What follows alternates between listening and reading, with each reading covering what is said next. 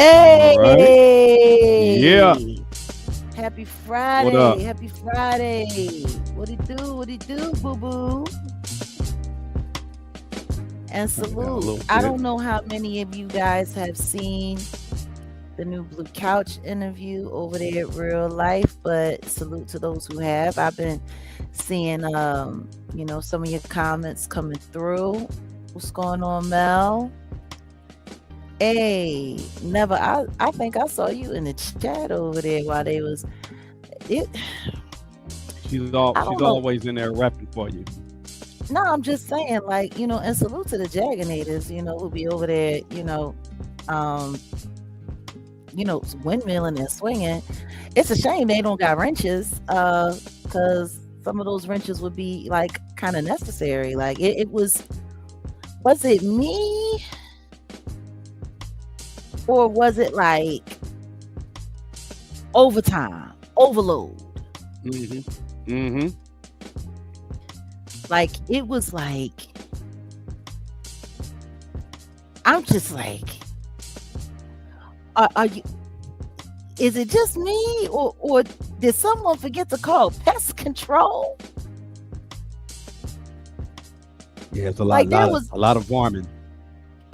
those trolls was up in there like Nutrirat going wild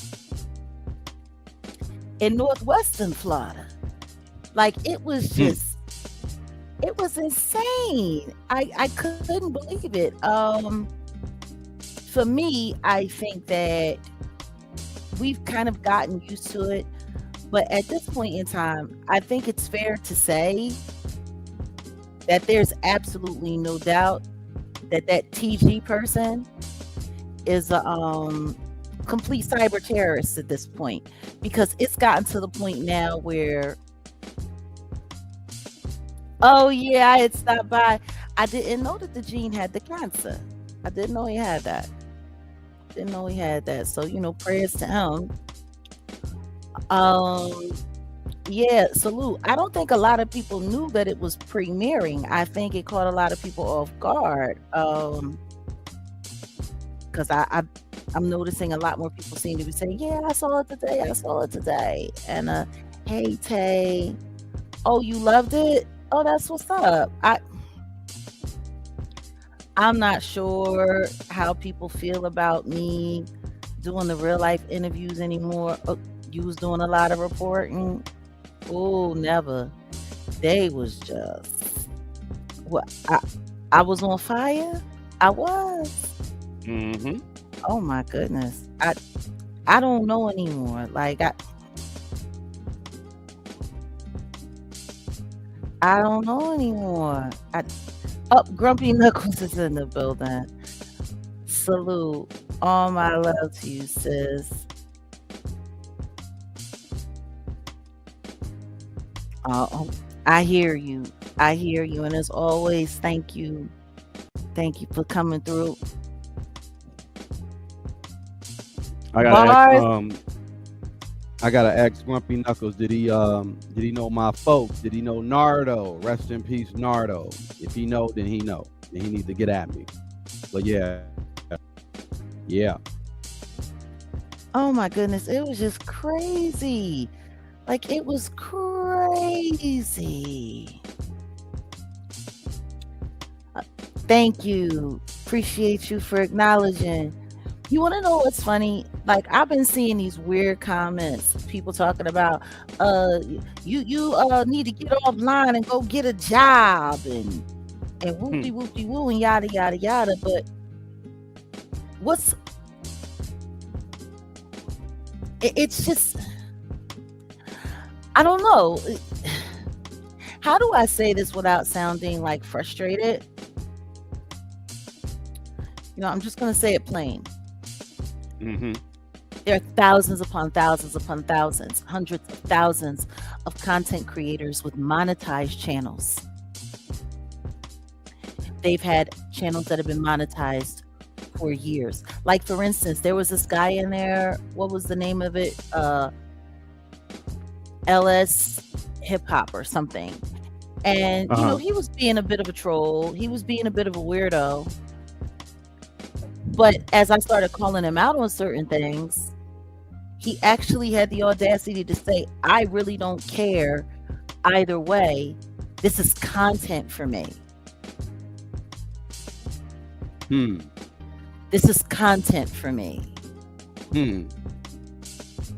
So you weren't in there as a supporter. You weren't in there as a supporter of either of the platforms. You weren't in there because you were interested in the subject matter.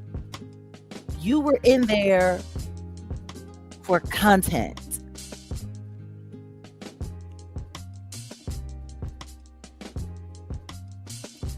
That's what's up. Like, so basically, you were in there to jack content to use on your channel so that you could get some money while you're criticizing and critiquing the person who you're jacking to make the money with. And I'm starting to realize, like, a lot of people got so used to just being able to abuse my likeness and abuse my name to make their money that they actually don't even think that I have a right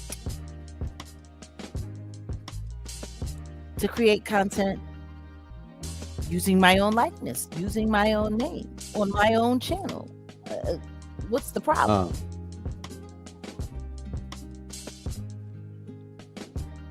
Parasite. You know, and then there's this other one who unfortunately has like lightweight, low-key, my initials, this JW person. It's just running wild all over the place. Welcome to the family, Grumpy. But it's like, salute London. No, but seriously, it's just like, it's strange. It's odd. And I think that's part of the problem, Lovely. I think they hate the fact that people do love me. And what I'm realizing is, for those who are, heavy Satan worshipers, and that's what I'm just going to call them. All of these people who are worshiping all of these celebrities and praising all of these celebrities or whatever the case may be. Let's just keep it a buck. Like, y'all praise and worship these weirdos, and it's wild because, like, I don't know how many like channels that I've gone through. Oh yeah, the Rebecca person was absolutely insane too. Came in talking all kinds of crazy stuff. Apparently, I run around. I don't know. Like, it's just weird. Like, it's so weird, and it's weird for me as a person, to have people. Actually, you know what? Let me cam up for a second. It's weird for me as a person to like listen to people who I know I don't know and who I know don't know me talk about me and sit there emphatically lying about me in the comments. Like, I don't think anybody realizes how odd and strange that is. Like, you're sitting there, you know your life, you know who you are, and you have tons of just like weirdos running around just lying on you, mind you, the entire time calling you a liar, trying to convince everyone that you're a liar while they're lying on you. And I really want people to understand that, which is why, like, at one point in time, I put in the comments, for anyone who's saying that I'm jealous, that I'm broke, that I'm this, that I'm that I'm ugly, that, I'm whatever. No one believes you. But go off.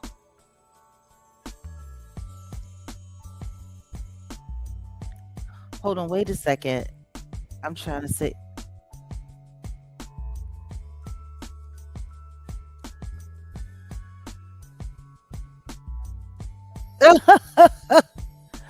Oh, salute to you. Salute to you. And I'm glad people are getting the notifications. That's awesome as well. A lot of times people don't. So I'm going to consider it. Yay, a blessing. Um,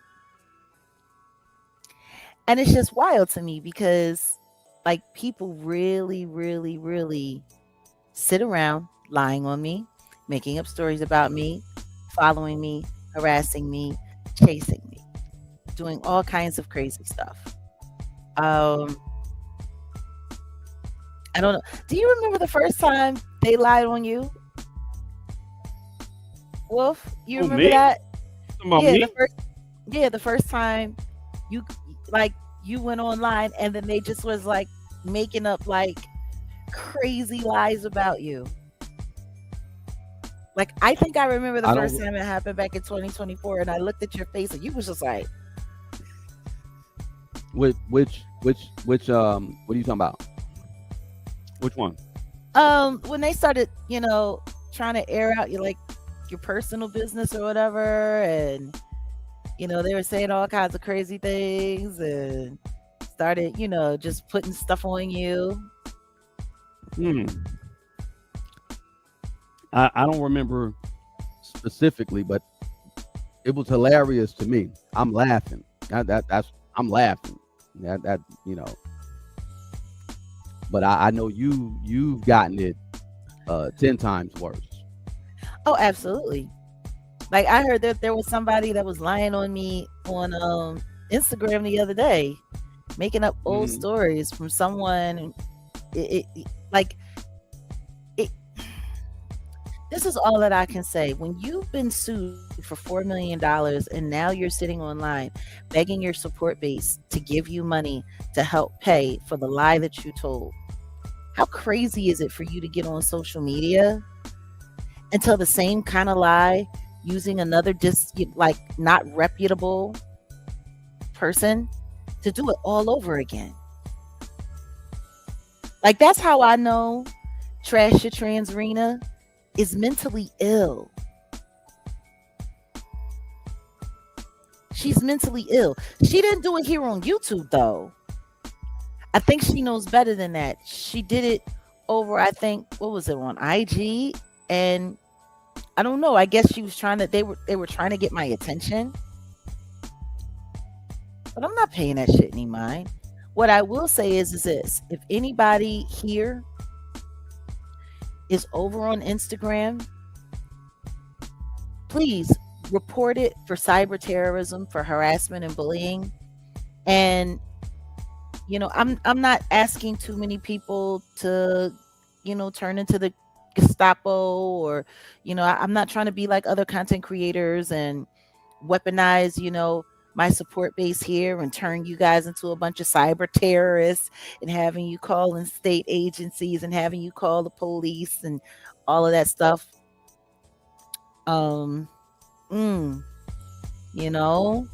not trying to do that. But I think as a community, if we care about what's happening on these streets, when we see terrorism, when we see harassment, we should just at least, if nothing else, report it. The content creator Trevor Green needs to be reported at this point in time. I have that person blocked. So when I'm over at Real Life, I don't see their comments. What I did see, though, was all of the people that were going back and forth with this person who was relentless. And that's kind of crazy. And that's kind of wild.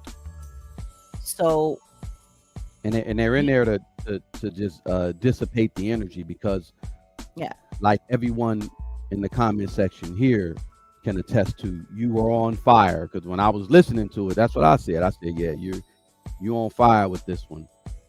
You're gonna hit the right people. People are gonna resonate with what you're saying. But when you got someone in the comment section that's distracting and saying certain things that ain't got nothing to do with what's being said on the screen, what you're doing, that's all it is. It was just distraction to get people away from concentrating on what you're saying. Because everything that you were saying, you were on point. You were hitting you hitting the right target.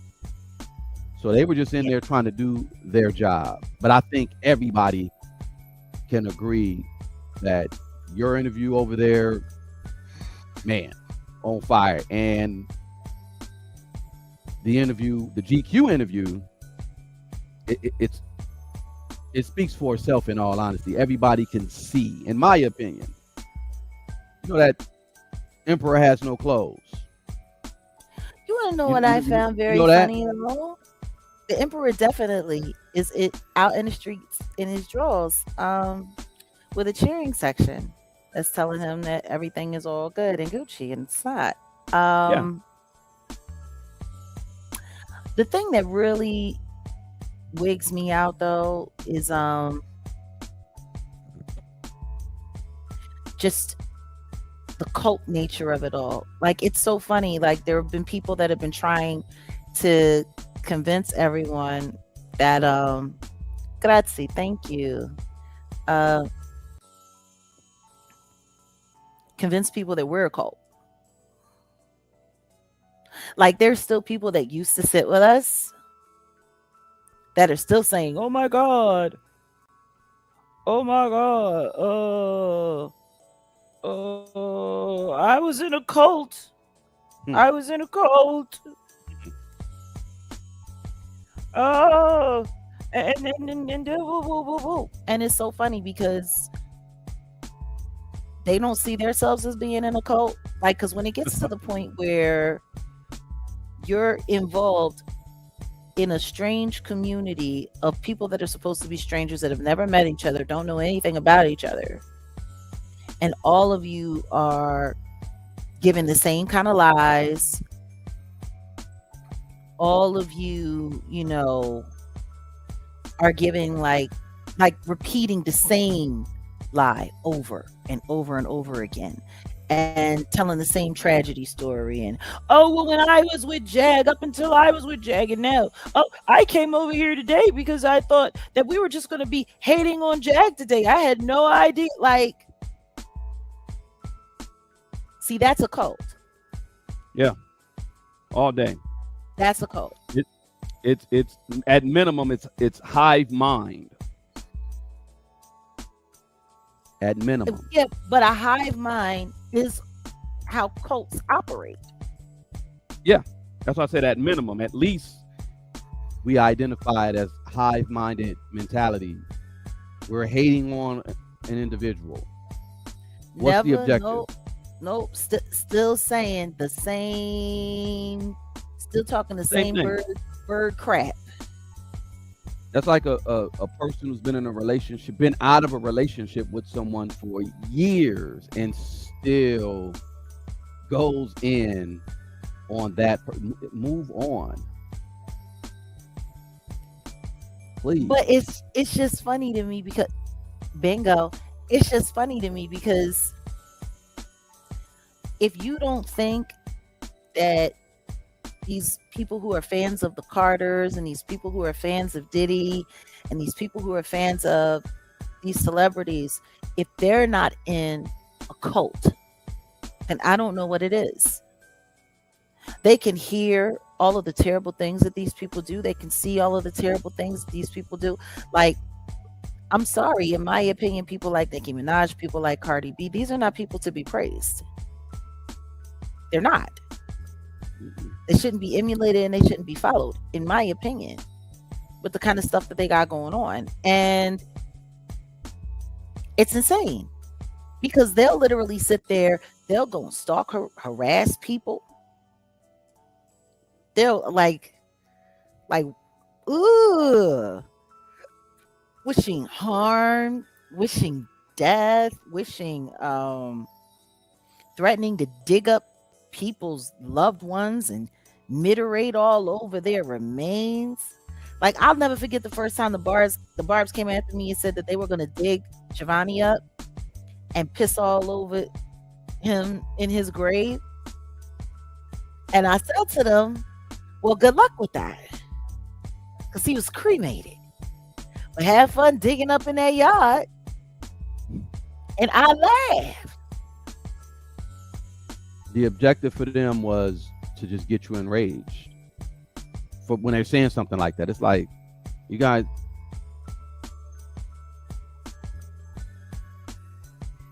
It's just insane. So all I can say to you guys is, uh oh, wait a minute. Somebody said,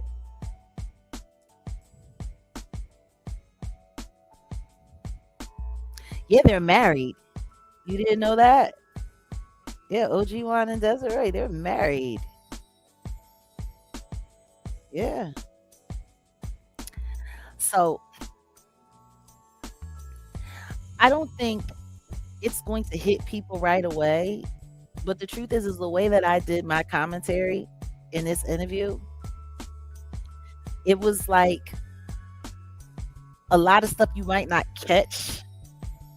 But if you rewind it or if you play it back or give it a second, it's going to layer up. And I'm glad I did it that way, especially considering like today's topic, because today's topic, well, we have a couple of topics to talk about, but what we really want to get to, salute Grumpy. Grumpy be in here. Grumpy in here. So yeah, it's I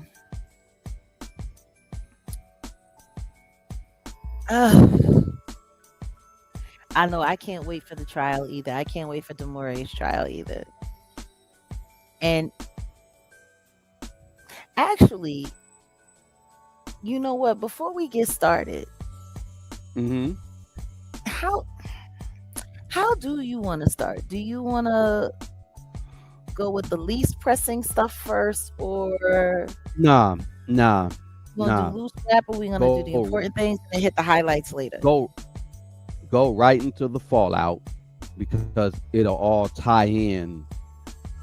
The fallout from the GQ interview, because I think people need to analyze and realize what's really going on with that. And then maybe we can step into the Rihanna thing, because that's connected, and then the Ariel situation, because that's connected. It's that's what I suggest. But we can't just start light and then go there. It's up to you.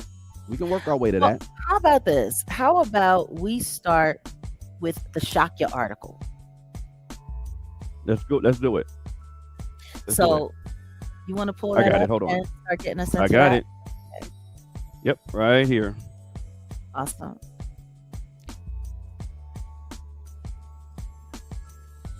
I do have one thing though before we get started. There's one thing that I want to say to all of the trolls who I'm sure are in the bushes watching right now. If you didn't know, this is my simple response to all of you. So they didn't stay in the seat left. Come on, Rob. Go, Rob.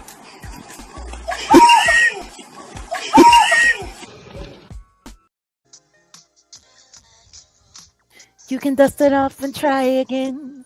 Dust yourself off and try again. Try again, again and again. Losers.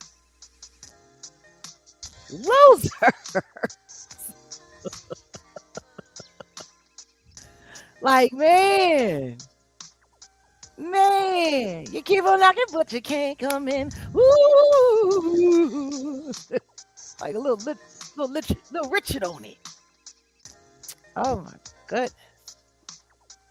Good place to start. So here we go. The Shakya article. Now, before we get started, should we talk a little bit about like our interaction with Alki? I mean, sure, let's go.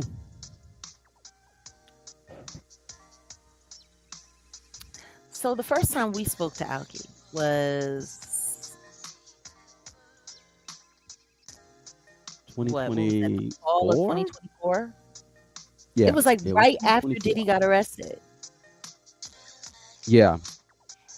And man, that was a really interesting time because a lot of people just were coming at us, like getting thrown our way. A lot of people were like our website. As soon as that website went up, like the phones just were ringing. People were hitting up, your work line, and we got hit with everybody. Like Mm-hmm. Mm-hmm. Tammy came, Mm-hmm. uh, Jonathan came, It was a barrage of characters Alki, and these entering. people came, and he had like certain people that was, working with him as well. Yeah. So, that was wild. It was a wild time. I mean, for crying out loud, that was when uh who else popped up? Oh yeah, Liz Crokin. And that's crazy because I have been trying to get in touch with Liz for years. All that was right after fall of 2024. Hmm. Someone says, "Who is Alki?" Well, We're getting there. yeah, we're gonna go there. Y'all pay attention. So we got a phone call and Alki called and he was trying to set us up with Ray J. And it was like right around the time when Ray J had gotten on social media and started talking all kind of crazy and Jaguar, you need to get at me. I got a bag for you. Mm-hmm. Doing all that crazy like cursing and all of that weirdo stuff. So okay. All right. So anyway, how about you carry on? I got a comment that I got somebody I need to take care of. Oh wait, hold on. Am I slipping? I was No, about to no, no, pull no, up no. something. No. I got them. I got them. I got them. Hmm. Okay. I didn't even see. I need to see that. Okay. It's all right. They've been talking kind of wild, but it's cool. So, anywho's and Alki called and they were offering me us asylum and they thought we should get out of the country and we should come to Mm-hmm. Mm-hmm. Antigua and they could Mm-hmm. get immunity and he was living at the consulate and we were like, what do I need immunity for? Right. Almost similar to like, why is Jay-Z gonna sue me? Like, it's almost that same. You Ain't you nobody you, you lying on dig? nobody. Nobody's lying on anyone. So why? Huh? It just Oh, came out of nowhere. It came out of yeah, but nowhere.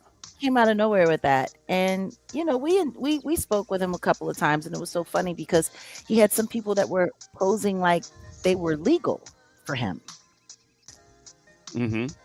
right? They were supposed to be lawyers or some kind of legal representatives or whatever the case may be. And what did they keep saying? Jag is the key. Jag is the key to everything, and da Mm-hmm. da da da, and yada yada Mm-hmm. yada.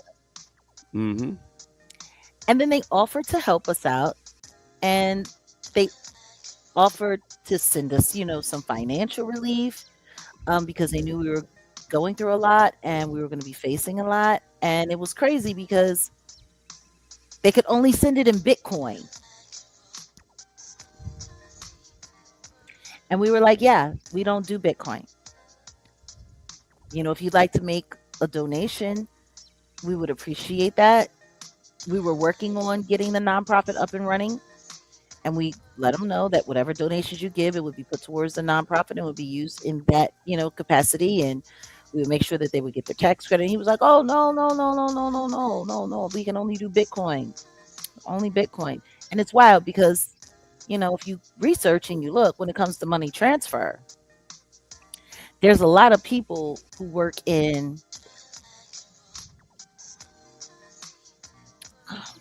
who work in, on the bad side of things, and they transfer their funds through Bitcoin because Bitcoin is, for the most part, not traceable by the government. Right. It's pretty much like operating on a decentralized coin. So, yeah, like when he said that, I thought that was a little sketchy. Exactly. When Vlad said Jay-Z paid him in Bitcoin and he was acting like he was joking or whatever the case may be. You know? So it's kind of wild because, you know, how did it ended up going? Like we had a couple of conversations and he was going on a tirade about Gloria Allred, and then he kept telling me that I needed to look up, you know, all of his articles that he wrote here on Shakya. And it's wild because when we started researching him, come to find out he had his own little problems. Yep. Accusations going all the way back to what, 2019? Yeah, Diddy accusations, very Diddy-esque. Yeah. You know, we told him, hear what you're saying, but you working with Ray J, that's a no-go for us. Like, no way need to have any involvement with Ray J. And I told him, I was like, if it were you, I suggest you, I know who's running Ray J. I suggest you watch out.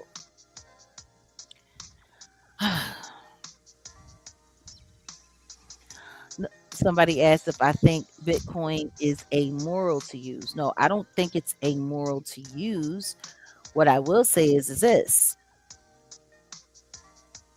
People who operate in Bitcoin only, 9 times out of 10 are doing something illegal. Actually, I'll take that back. 7 out of 10 are doing Let's say, something.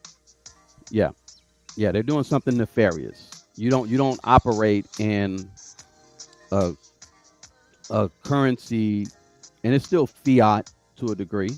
To a degree. And you know, because it's untraceable for the most part. It's untraceable. But that's what's wild. Because see, when I first realized how popular Bitcoin was, it was when I started realizing that's virtually all they use on the dark net. So Yeah. and I'm not saying that I have accounts on the dark net or anything like that. I have someone who monitors it that I am in communication with that gives me information. But it's wild because it's funny. I talked about some of the things that I knew that I had discovered. Salute Philly in the building. I had talked with, I had said a few things on the Blue Couch, but we had discussed some of the stuff with Alki, you know, in private conversation. And it's wild because some of those things, like some of those details, got thrown back at us like a month and a half later. Yeah. Which is kind of wild. Not from Alki, supposedly, but through another way. And it's all going to tie in a bit. Yeah. So anywho's in Alki was supposed to be, you know, like really, really, really. And we ended up actually doing a sit down with him, and he took the video and posted it up here on YouTube. He was a very zealous character. I won't say overzealous, but zealous. He was upset. Apparently, he had been thrown out of his property. Property had been taken from him, been confiscated. Like he had a lot going on. He kept talking about the cabal. And I agreed with him. But the more we talked, I started realizing like it felt more like he was pumping us for information rather than sharing information. And he had these 2 associates that we spoke to. I think you spoke to them like 1 or 2 times without Alki present, if I'm correct. Yes. And they kept trying to do this whole immunity thing, and talking about what I needed to do, and I'm the key, and yada, yada, yada. And so, anywho's in, That's where our relationship, well, I won't say relationship, but our clienteling to a Mm-hmm. certain extent with Alki began. So Shakya is his publication and it's his voice. It's where he goes to go after the bad guy and to expose things. So please take it away. This article. I mean, yeah, if wherever else you want me to go with it, I mean, now let me just set it up because yeah, I think Alki, if people don't go know, over the Alki, details and you well, can pick let's it up let's from here. all right. So Alki David owns this website called Shakya, and the website here is what you're looking at right here, where they explain to us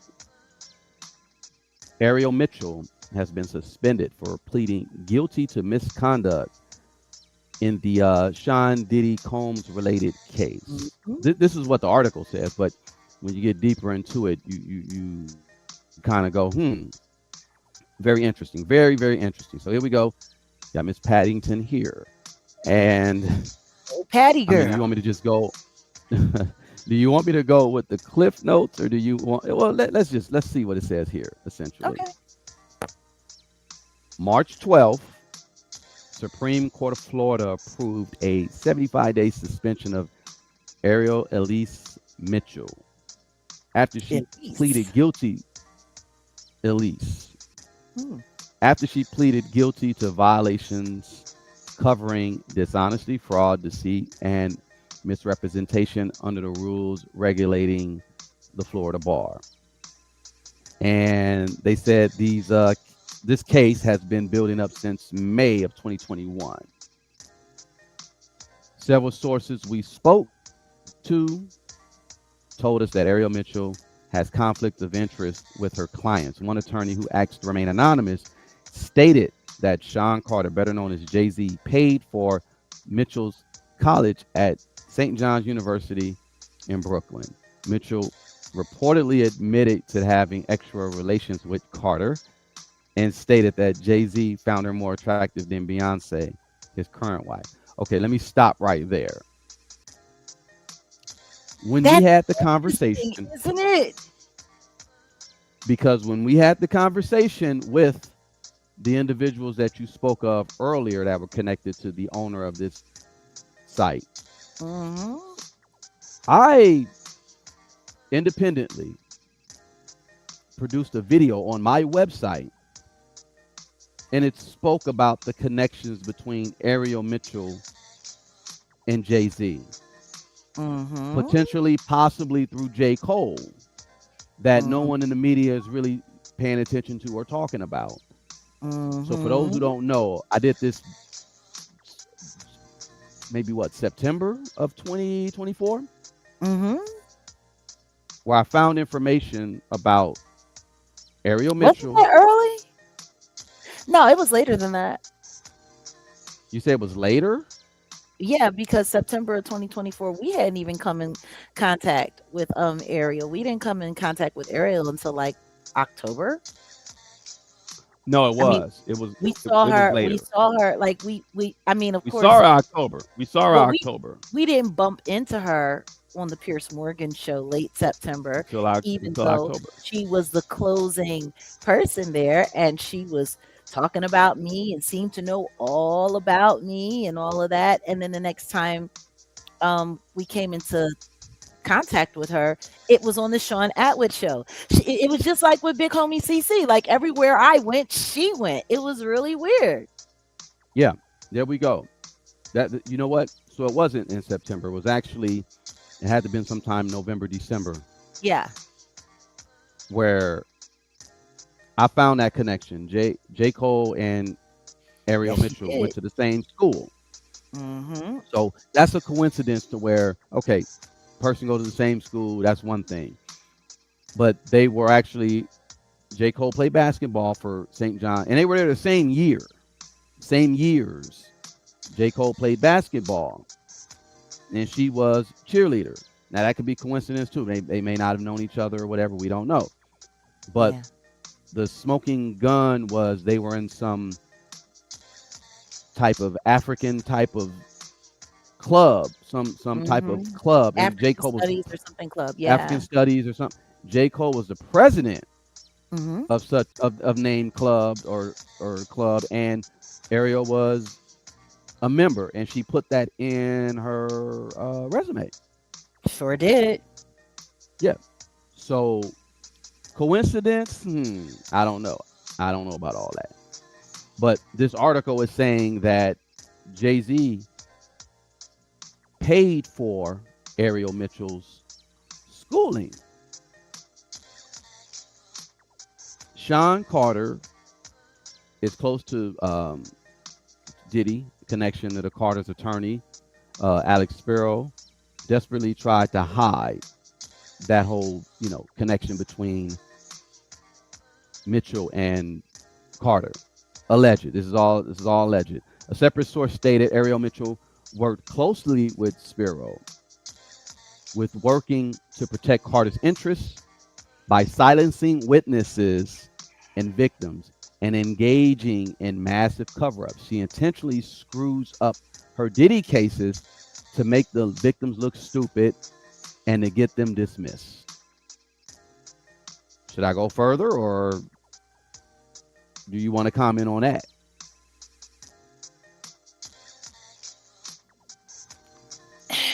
Go on ahead. And just to be honest, just to get that out of there, because you had something to say there, Devotion.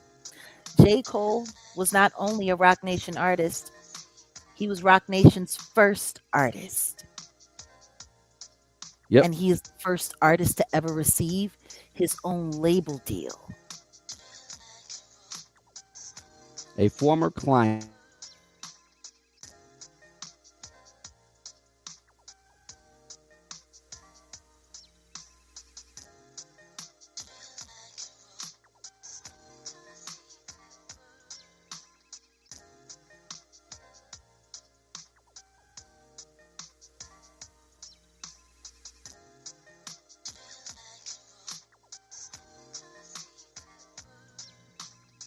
Are you still there? Because it looks like you froze or something.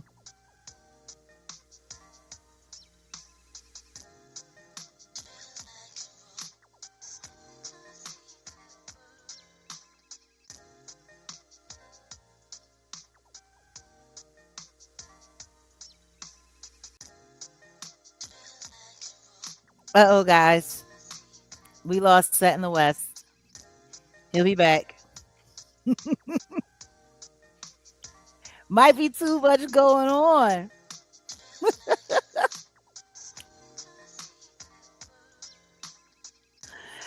So, long and short of it, just to wrap it up or to summarize it a little bit until he gets back.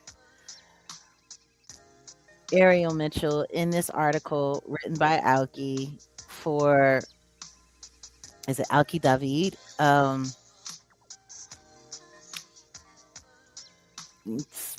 Fingering her to be, concubine for the Jigga Man.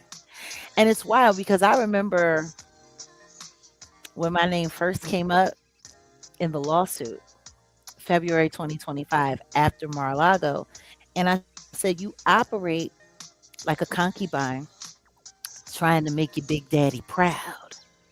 That's what I said. I said, you operating like a girl who's trying to compete for the number one spot in his life. That's what I said. I said all of these things. So I find it very interesting that they're popping up in this article now. Now I want y'all to just think about that.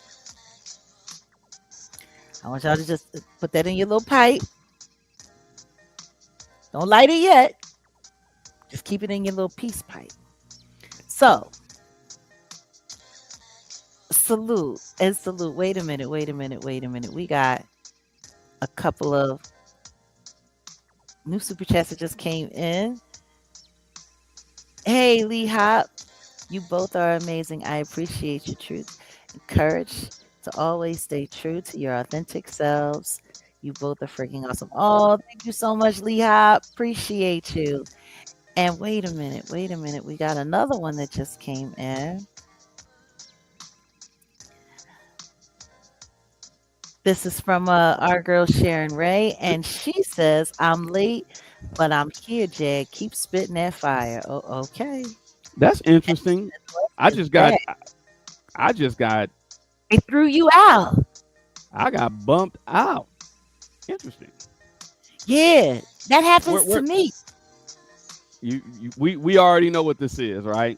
Anyway, where did I leave off? What did y'all forget? We're gonna slow cook. You was talking about the part of the interview where it said that she was concubined up and ready to do damage for the Jigger Man. Did y'all hear this? Where I said a former client involved in a Sean Combs grand jury proceedings alleges that Ariel Mitchell attempted to seduce him in a hotel room to steal his evidence. Did y'all hear that? No, we didn't get to that part. You was gone by then. Oh wow, they really tripping. I was cooking. All right, here we are. Like I stated, someone alleged that Ariel Mitchell attempted to seduce him in a hotel room to steal his evidence.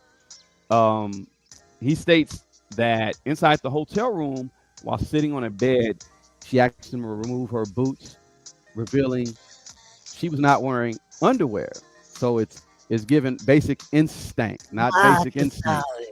Well, maybe a little earthy kid. Kiddish. I haven't got any panties on. So then she proceeds. Make it clap. Damn, that could be taken a bunch of different ways. Make it clap. Anyway, I ain't gonna go there. He says that she plugged in what he thought was a hidden camera device disguised as a wall charger. A charger, I guess, into the wall. And then another former client disclosed that Mitchell invited her to participate in a threesome. I did hear about that. I heard about that. Ariel Mitchell was also identified as being at Sean Combs' rented Dallas mansion, participating in X, D-Rugs, and rock and roll. You want me to stop? A lot of people made it to that Diddy mansion.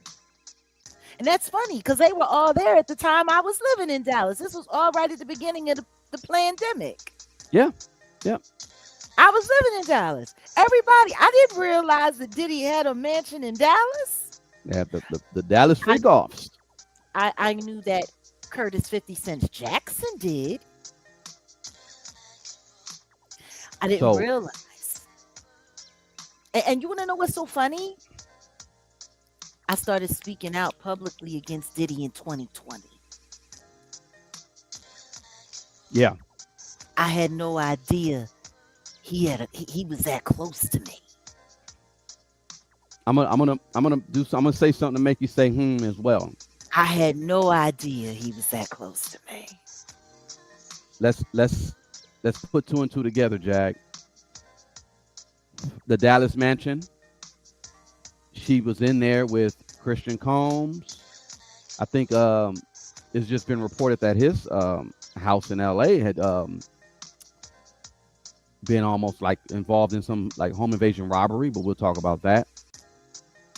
But she was there with Kane McKnight, someone who ended up unalive not too long ago, right? Who's involved with the what? The Jonathan Hayes situation. Uh-huh. He was supposed to be a witness. Dallas County. I think you've had some issues with Dallas County. Mm-hmm. Did some research on the DA's there.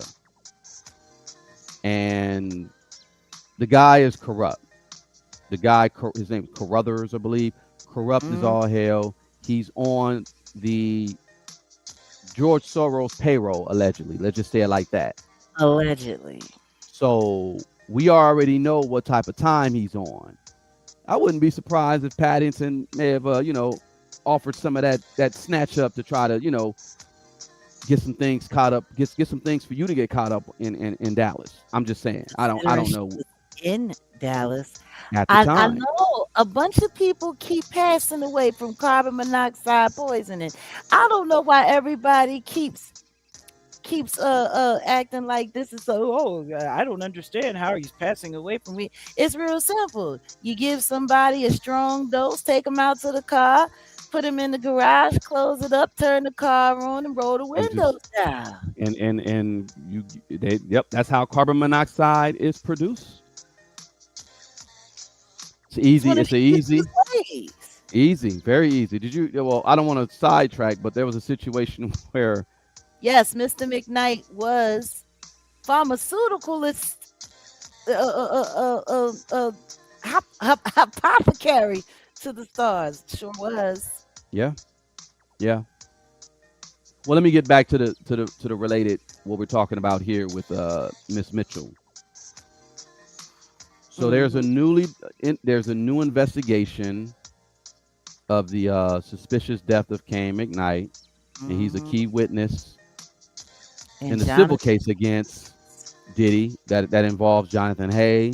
It's included with Biggie's son, Willie Mack, and some others. So they said McKnight had just revealed as a witness to the defense just days earlier, right? Mm-hmm. So here we go. And of course, Mitchell is being sued by Diddy for a $100 million defamation lawsuit. Mm-hmm.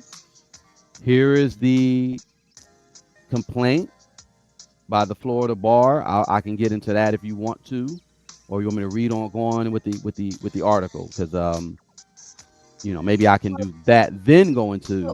Well, you take care of this article, and we'll switch it up a little bit, and I'll get into the her documents for her Yeah. suspension. So they say in 2021, Mitchell began representing a plaintiff who's allegedly was actually assaulted by Trey Songz during a Diddy's New Year's Eve celebration in Miami. While the investigation, they said that Mitchell met with a potential witness over dinner. The witness subsequently signed a sworn declaration for Trey Songz' defense, alleging Mitchell had offered her compensation to corroborate the assault claim. Mitchell denied it. A bar complaint for the witness tampering followed. Mm-hmm. So when Trey Songz' defense counsel filed a motion for sanctions for witness tampering in February 2022, Mitchell responded within 16 minutes, emailing the court's judicial assistant to claim the matter had already been reported and investigated by the Florida bar, where no actions were taken. It had not. The investigation was active, still active. She then took calls from TMZ and Billboard that same day, telling reporters that she had already been cleared by the Florida bar. 1 week later, the bar sent her a written confirmation that the investigation remained open. She never retracted her statements. Mitchell also told the bar that the witness drank heavily at the dinner. The two had 3 hard tequila cocktails and was therefore an unreliable witness. Mitchell claims she herself did not drink. Then came the receipt. The Wait, subsequent hearing. we'll get to that. We'll get to that. Get to what? What happened? Okay. We'll get to that. So, how much further we have with this article? I'm almost at the end. There's a little bit more, but I'm almost at the end. All right, well, go on ahead. I'm gonna just let you do it because Alki threw everything in this hole, didn't he? He did. A subsequent hearing, opposing counsel introduced the dinner bill into evidence. It showed exactly 2 alcohol beverages purchased, one for each woman. The witness testified she was not intoxicated. The Florida bar formal complaint found the receipts consecutively demonstrate Mitchell had made an affirmative misrepresentation to undermine the witness. The sanction motion was ultimately denied by the court in February 2025, but the judge specifically noted The ruling did not speak on behalf of the Florida bar, leaving an ethical reckoning to the Supreme Court of Florida. Now, the outcome goes the Florida bar filed his formal complaint in July 2025. Mitchell entered a guilty plea in January 2026. The Supreme Court approved the consent judgment on March 12, 2026, a 75-day suspension, mandatory ethics school and professionalism workshop, and $3,175.25 in disciplinary costs. The underlying witness tampering allegations was dismissed. What cost Mitchell her license were the statements she made in the hours after receiving that sanctions motion. 16 minutes of panic, a day of media calls, and a lie a restaurant receipt would eventually undo. So an attorney familiar with the matter stated the discipline was tantamount to a slap on the wrist, but a good start. Another source commended Ariel Mitchell should be disbarred, and the people she really worked for should be behind bars. That's where it ends. It's a good place to end. So we're at a very interesting place. Very interesting place. Because this is the same woman who put me in a lawsuit. Her and Sean R. Perez. In February of 2025, right after I left Mar-a-Lago receiving the Defender of Freedom Award granted to me by 4-star General Michael Flynn. A week after that, I was put in a lawsuit listing me as a Diddy employee, saying that it was my suggestion that he and his cohorts essay a woman with a remote control. They created all kinds of details, a mother and son, Jane and John Doe, which I allegedly packed in a car in Las Vegas, drove them to Northern California, said that I did this against their will with another woman that I never met.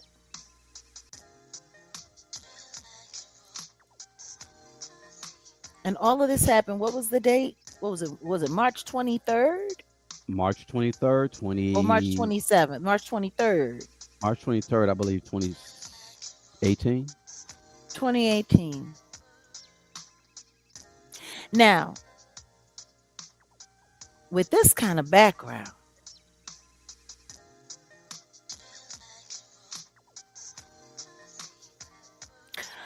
you would think that she would be a little bit more careful with making big mistakes. Correct. Because let's be clear about this. What she's being suspended for 75 days right now, which just began her 75-day suspension.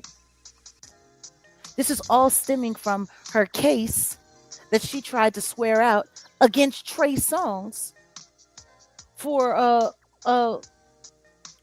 something that was supposedly happened at a New Year's Eve party in Miami, where I know Trey Songz spent a lot of time, and he spent a lot of time at Diddy's, because like I told you, one of my little LGBT babies was banging him. He was in a gay affair with one of my guys. Whoa. And I knew he wasn't, I knew he was messing with Diddy, because he would always drive one of Diddy's sports cars to come pick my guy up and then let my guy ride it around for the weekend, and they would be laid up. Jag. I used to go over there and cook food, and he loved my collard greens. What? And the way I made this makes sense. It's all connected. Now I see why he made that song called Bottoms Up. Okay, go ahead. That's all I wanted to say. A mess. Once again, Oh, wait a minute. This is a great question. You know what? Hmm. Hold on a second. Wait a minute. Wait a No, minute. wait, hold on. Wait, do you want me to hold on? Because I got the paperwork. Hold on. Wait a minute. Wait a minute. Because I, I might have a little something here. I might have a here tell. I might have a little something here. Might have a little something. Let me see. Let me see. This how we do it on our side. Let me make sure I'm not putting too much information out there. But yeah, Oh, hold on. Let me see something. Let me see something right quick. you have to send it because Well, no. I'm gonna see if it'll work from here. this is what the attorneys Understood. So, sent. what's my next course of action? Yeah, if you want to fill out the complaint form, just put your information, the attorney in question's information, and most importantly, sign the perjury statement at the bottom. You can send that back to us with maybe a small narrative of the situation at hand, or for instance, what you were just describing to me. And if you have any evidence that's below 25 pages, definitely send that over to us as well. And we'll send that up to where the attorneys that we have on staff, they'll take a review of it, kind of see if it does constitute misconduct, and then they'll pass it on from there. Okay, so what's my next step? Where do I get this information or the filing paper? See? IST. Altogether, that's going to be floridabar.org/complaint. Okay, and usually how long does it take to I- get a response? Okay, I'm just saying. No, you on it, and as you know, I've been on it. I'm just showing y'all this is actual a letter we sent to Miss, at the time, and she was running from this certified mail, running from it. I mean, she received it though via email.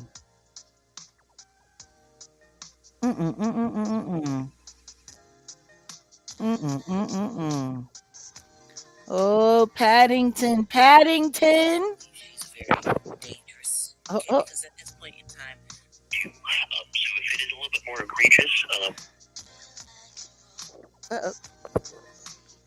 Hold on a second. Wait a minute. Go ahead while you getting it together. But people, that is why. okay, because at this point in time, like I said, egregious, we might have to take a little bit more time in regards to our investigation. So it can't take a matter of months in regards to our evaluation process. okay, because at this point in time, like I said, she's been suspended for 75 days. I don't think she should make it off of that suspension and be able to continue practicing law. I do believe she's a very dangerous character, and I believe that a lot of what she did was to derail due process in a federal case. Yeah, I would just make sure that, again...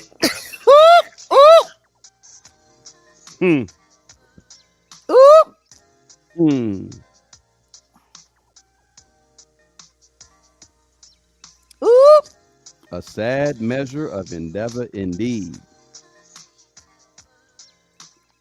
Oops.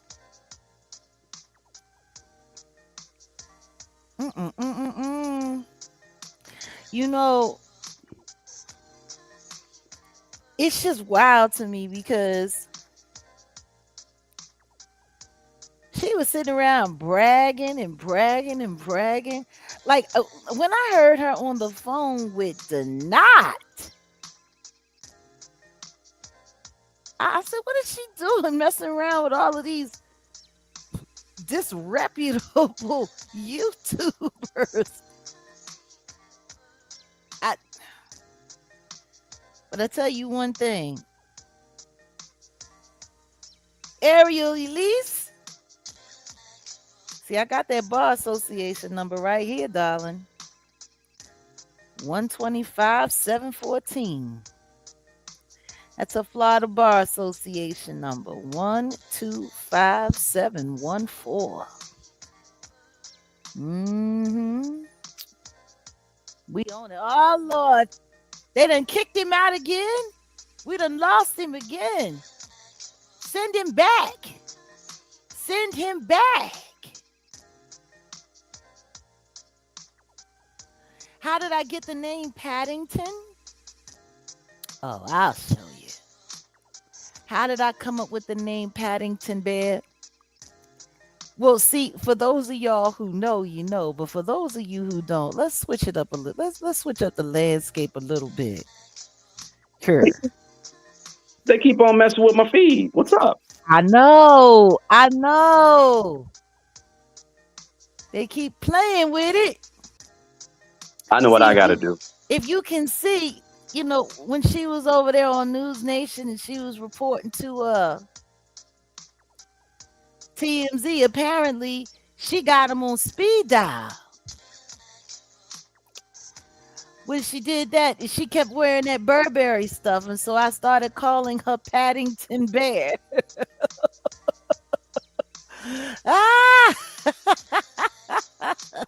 That became my little, yeah, she was wearing Burberry all the time. So I started calling her Paddington. Sure did. Ariel Paddington. My God, yeah, that's where that came from. That child's a mess. The Burberry clown. Oh, Patty girl. Woo! Honey, who you telling?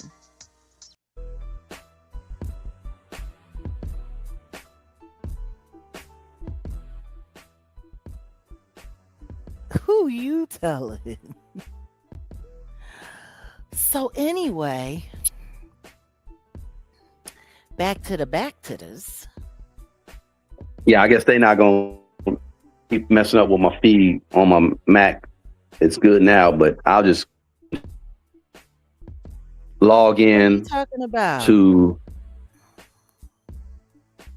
Burbar. It's weird. They don't. What's going on? I need you with your tools. I need you with your tools.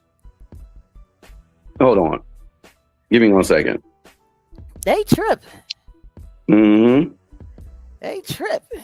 We'll can back up if they start acting right. For crying out loud. They do too much. They always be hating.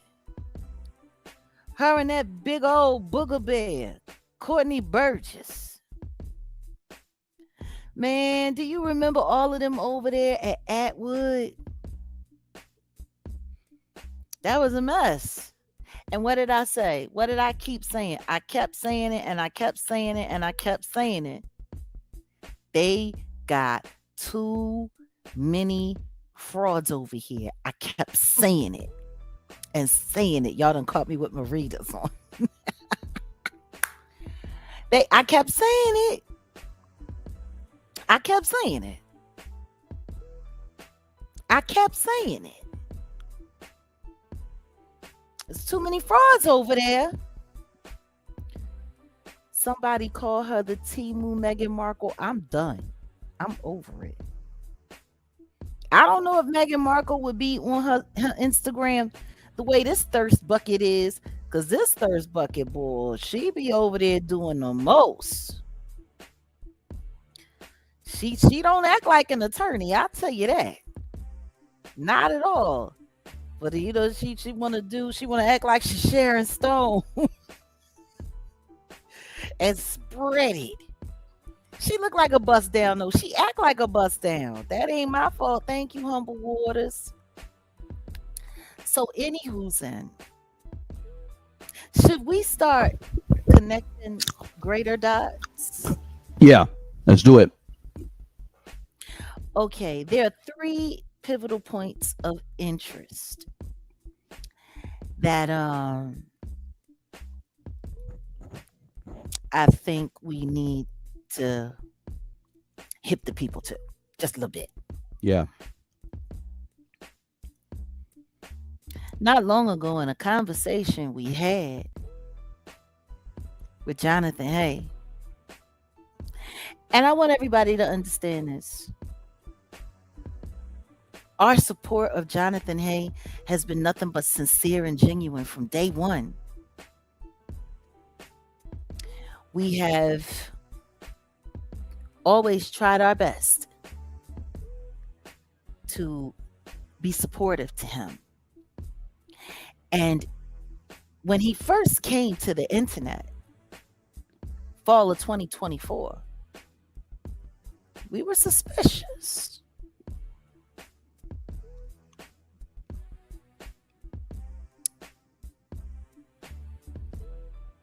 We were. Y'all know I got a policy about people that I don't trust until you earn my trust. I protect myself with as much evidence as I possibly can. And what I will say is this.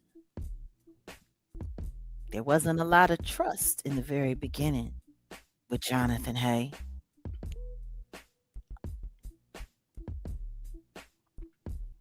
So understand when I tell you, for those of y'all who know me, you know what I got.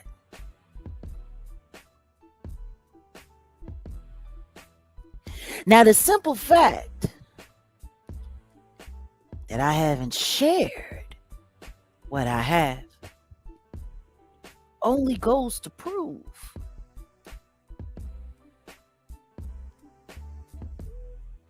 that I was really trying my best to have faith in someone that I believed was potentially in danger and potentially a victim. See, I didn't know anything about his John Doe status in his SA case. I knew nothing about that. We never discussed any of that. The only thing we ever discussed was his home invasion, which for whatever reason, it doesn't seem to be, I don't know. The last he said anything to us was back in early 2025, and he said that the Kentucky authorities and the DA there were going to be reopening the case and doing investigation because he believed that it's possible that Drake had something to do with those people that came to his house, especially considering about the taunting nature about how he was making fun of very similar details regarding his home invasion robbery that hurt him and his daughter in a song. Mm-hmm.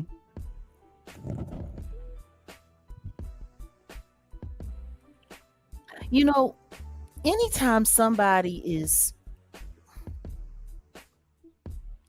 adamant about a wrong detail, it gives me pause. Should I share the wrong detail that gave me pause regarding Mr. Hay? Sure. You think it would be stupid of me to do, or you think we can do it now? Go ahead. If you think so, go ahead. You know, when Jonathan Hay first approached us, we bumped into him online, just like with big homie CC. He tells the story that we met on Tisa Tells. But that's not true. I was never on Tisa's show. And I'm really not a Tisa fan or supporter. Matter of fact, I stopped watching Tisa broadcast once I realized how full of shit she was, the way she handled that whole interaction between Natanya Rubin and Little Rod.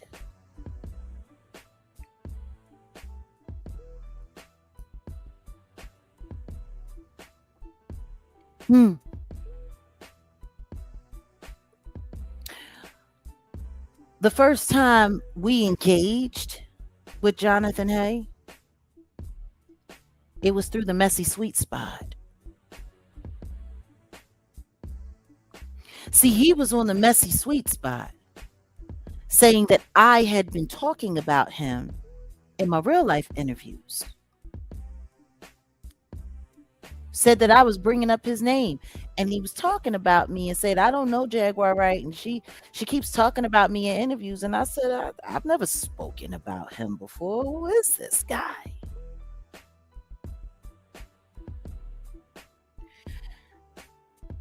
And that's when we went over there to Messy Sweet Spot, and I told him to get at us. We could talk offline. And he reached out. Post haste. He didn't take long. But it's very interesting. Jag, I think I got his number. I think I remember. He was over there. Well, yeah, because I think we spoke because it was Messy. That put us together. Messy, but I ended up getting his number. Oh yeah, he left his number in the back chat, and you called him. No, I don't know if it was in the back chat. No, I called him. I'm telling you how I acquired the number. I don't think it was that way. That's where we met him. I'm saying, yeah, that's where we met him. But I got his number from another way. See, there we go. Because listen to me, this is real. This is real rap. I don't got people's phone numbers in my phone no more. I don't keep people's phone numbers. That's why when big homie Lux Boy, Powder Puff Donut Man, when he started lying, saying that he had me all in his call log, that's why I was able to be so easily debunked. And we wasn't tripping about it because his number has never been in my phone, and I have never called him from my phone number. More importantly than that, we can get the phone bill. And the phone bill will show. I've never called him, and he's never called me. See, we handle our communication in a very specific manner. Exactly. For this reason. So please forgive me if I'm wrong about how the initial conversation happened with Jonathan Hay. I wouldn't know. It didn't happen in my phone. But he did pull up to Messy Sweet Spot and said That's all where that. we And met. I got his number. I'm not saying how I got his number, but I got his number. Mind you, he's a publicist, so it's not difficult. And not only that, if anyone wants to refute any of what we're saying, there is a actual digital record that can prove time and date when we first spoke. Mm-hmm. There is an active transcript of everything that was discussed. And one of the things that was discussed was why he would assume that I was talking about him, because I was talking about Evan Rogers, who discovered Rihanna. Never a publicist or a producer. Evan Rogers is a producer, but Evan Rogers is not Jonathan Hay. Now, I thought one or two things back then. Either he could be mistaken because he has a lot of information going on in his head, and it's a very, very, very tricky time, and he's speaking out against some very, very, very rough people,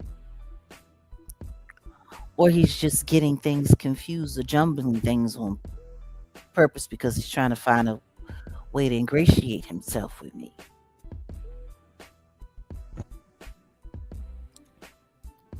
I chose to believe the former and not the latter.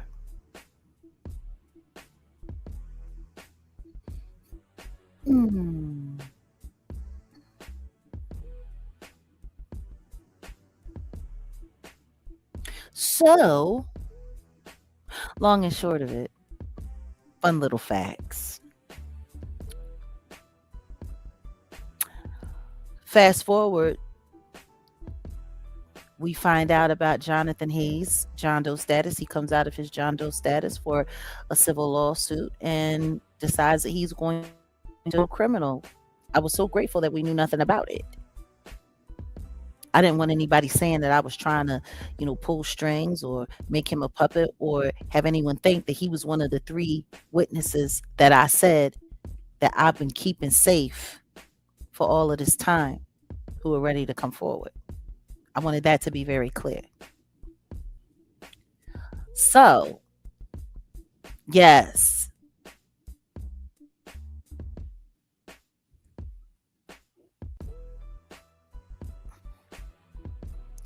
So, anyway, long and short, I'm sorry I started reading comments. Come to find out, as we were speaking to him, we told Jonathan, we were very clear with Jonathan that though we support him, I thought it was best for me to take a back seat and to be just a supporter and a friend in real life rather than online. I made it very clear that I didn't want to ingratiate myself or bring myself close to his case in any way because there were personal attachments. The CJ was added to the case, and CJ was a part of it. I thought it was appropriate for me to have anything to do with it, especially considering that we're looking to find a way to sue any. But if anything I could do to advocate for him where it didn't or put undue stress, we've already been through so much. And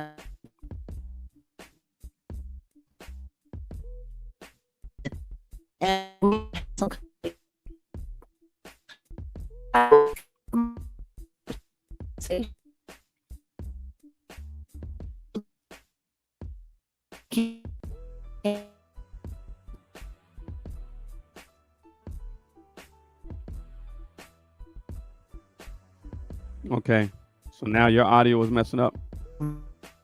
I thought it was probably my end, my internet. Drop down, come back. That's probably what you got to do. Hold on. Yeah. Okay. Yeah, mine's is cool now. Now they're, okay, there we go. Okay, go ahead. Are we there? Yeah, you good. No, because I was just circling. Again, you know what this is. I got to go ahead and get that VPN. You were just glitching for the last minute or so, audio wise. Yeah. Yeah. Go ahead. Continue. Okay. Like I was saying, this man and this woman, they were supposed to be helping survivors. And guess when they showed up in Jonathan Hayes' life? Somewhere around fall 2024 when we met him. Matter of fact, Jonathan Hayes said that they showed up right after he met us. And understand this, when we met Jonathan Hayes, he was about to do an interview, or so he said, with Tasha K. Yeah. Matter of fact, he was supposed to be doing an interview with Tasha K, just like Tammy was supposed to have been doing an interview with Tasha K. Yeah. And y'all see how that Tammy thing turned out. Yeah. We told Jonathan Hay that we thought it would be a bad idea for him to take his story over there because she would set him up for his story to be discredited, and then nobody would ever believe anything that he had to say. And that's when we introduced him to the blue couch. Yep.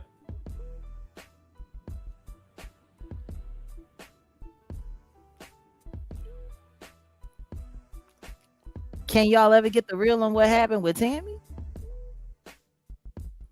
Maybe we'll Yeah. do a Patreon about that. How about that? We can do a Patreon about it. We're not We going to can do that. discuss it here on YouTube because it's not worth it. It's too Trust much, but I got a whole lot of behind the scenes stuff too. We can make it a date. That's what we'll do. It's still glitching. No, I'm good. You're good. My good. God. Yeah, we'll No, you're good. we'll do Where Are They Now? Exactly. On That'll be a good one. Where are they now on Patreon? Okay, we're good. We're Yeah, you're good. You're We're good. good. Okay, awesome. Means I got a monitor over here too. But yeah, Ugh. So long and short of it, this man and woman came along and they were offering Jonathan Hay help and support. And guess what? He accepted their help and support. Guess how they paid him? Guess how they gave Jonathan Hay money? Come on, I'm going to give you guys some guesses. What form of currency do you think they gave Jonathan Hay money in? Bitcoin. Bingo!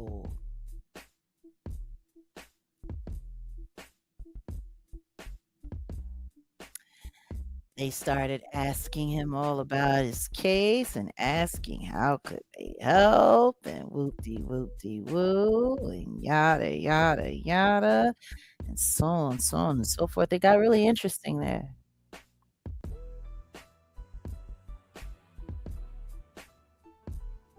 And guess what? They had ties to Alki from Shakya, where we read y'all the Ariel Mitchell interview from. Yeah. Isn't that something? It's a deeper rabbit hole than people want to believe, man. Isn't that something? So let's just make sure that everybody is who is Tammy. Tammy's a victim in more ways than one. We're not going to give it too much shine or credit, but anyone who is a member or a subscriber over at the Jaguar Wright show, you know. You know. Yeah. And for those who are interested in getting, the full wrap up on what happened with the Tammy situation, we're going to do a Where Are They Now on Patreon. We'll schedule it, let everybody know. And for those of you who are asking who she is, I suggest you just come over. Get on over to the Jaguar Wright show. Really that curious, then you can watch. Well, the people that are asking are actually at the Jaguar Wright show right now. So you can check it out there. And if you want to know how it ended, just come on over. Make sure you get over on Patreon and be there for the Where Are They Now? So anyway, salute San Francisco in the building. So anyway, we just dropped a lot of information here.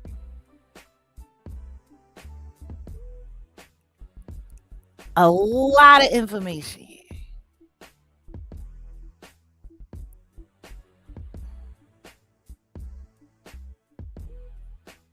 Thank you so much, Grumpy. So we're connecting dots. We're pulling it together, right? So how about you give us like a little summation on everything that we've connected to this point? Oh, I'm sorry. There's something else going on in the back, job. No. Yeah. You know I get calls all the dang on time. That was our good buddy. So I'll catch you up. But we're good. Go ahead. So no, because honestly, there's a lot of information where we are right now, and we're giving backstory and context, and so I was Plot thinking this would A, be plot B, all that, mm-hmm, you know. mm-hmm, mm-hmm. So here,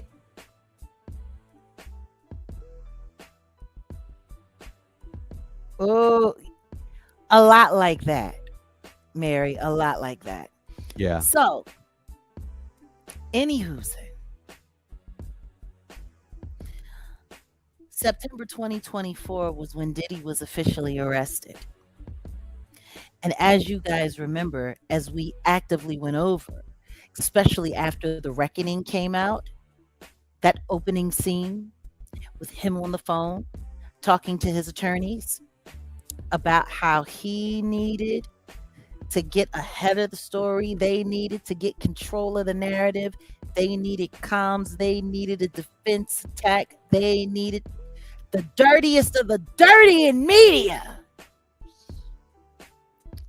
that knew how to specialize in propaganda Yeah. He said that. and He said misinformation. that. He said it. Yeah, he was talking to his lawyer that don't want to talk to him no more.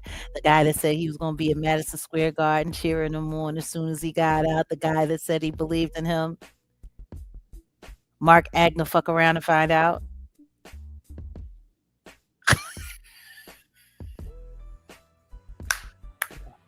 Oh, honey, TMZ was just one layer. YouTube, in my opinion, was another. Yeah. And then there were other entities that were working it all the way through, including the attorneys, because Yes. the attorneys were a very important part of the disinformation chain, because they were the ones that were doing the press releases and running out to the public.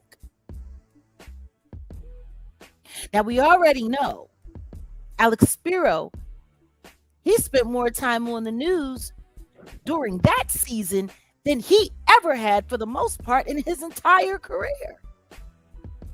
He even came out and did a whole PowerPoint breakup between the Jigga Man and the Diddler. Sure did. Which did what? Made it hard for the authorities to consider Sean Carter as a co-defendant in that RICO, because if they were never friends and didn't have friendly association, then he could not be considered Can't as what? time it. Can't time anything. Well, can't easily tie him to anything. Well, that's what I'm. Yeah. Because in a RICO, what they usually do is go to your closest known associates. Exactly. Yeah.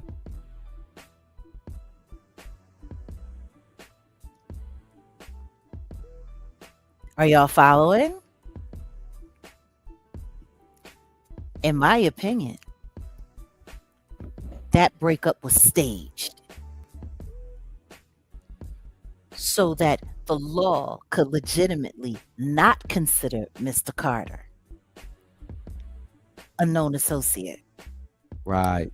or a usual suspect. Right. Even though there's a whole video of Diddy praising the Jigga Man as his fixer, as his brother, as the person only- that he runs to The clean only up other his person, the only other person that can call him Sean, right? the only other person other than his mama that can call him Sean. But brothers, yeah,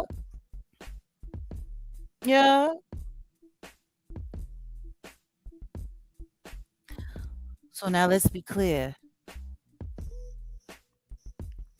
A lot of things popped up as soon as Diddy got arrested in 2024.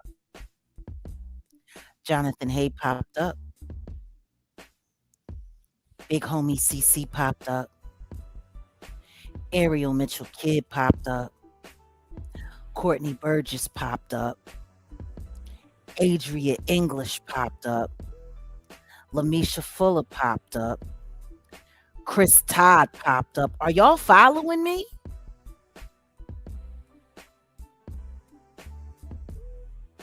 All of these people who came, just like I said, out of nowhere, like Russian Sputniks, and became these huge figures, garnering millions of views, which was doing what for anybody who could potentially be on that jury Diddy trial?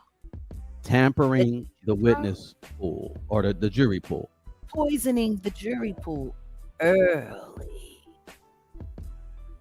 in advance.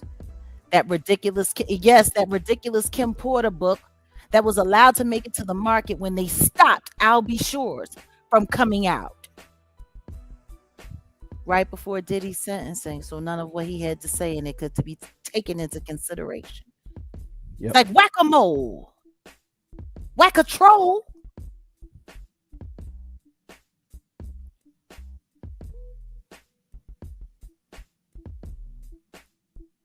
We need a plan.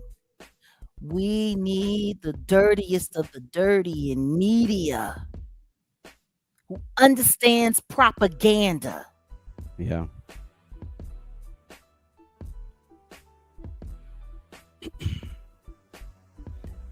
And this is why Jaguar has the legal defense fund. I don't think y'all think it's a joke, or well, at least not y'all. We do have people out there in media that think it's a joke. This ain't no game. I don't think people really get it. This whole thing. We've already pretty much gotten down to the bottom of it.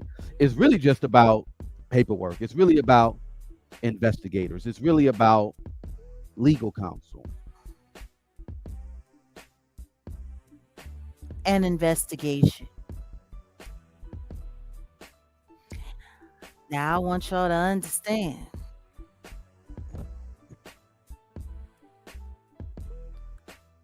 What also popped up at that time, though it didn't happen on the forefront, in the backdrop, is this man and this woman who were tied to and associated with Alki. Because as far as we understand and believe, allegedly, the very same woman and man who were running this advocacy for survivors, who were passing out the Bitcoin, who gave money to Jonathan Hay, they were the same people we were talking to who offered us Bitcoin as well. Yep. Now I'm about to say something that's probably going to hurt some people's feelings. But I really don't care. Because at this point in time, I'm sick and tired of protecting everybody else, and nobody tries to protect us. Jonathan Hay told us that those people started insinuating themselves into his case. And he also told us that they put him on the phone with Lamisha Fuller. And Lamisha Fuller said that she had seen him and knew him, and she saw him wigged out and passed out and all of that at that mansion in Dallas. Now understand this. This is the same mansion that is being reported that Ariel Mitchell Kidd was at in Dallas. Yep.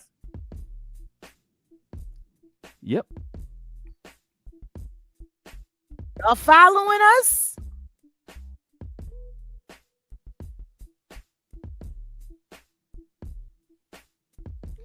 You're talking about conspiracy. Put a 1 in the chat if you're picking up what we're putting down. Put a 2 in the chat if we need to lay it better. Because we just gave you guys the tip of the iceberg when it just comes to conspiracy.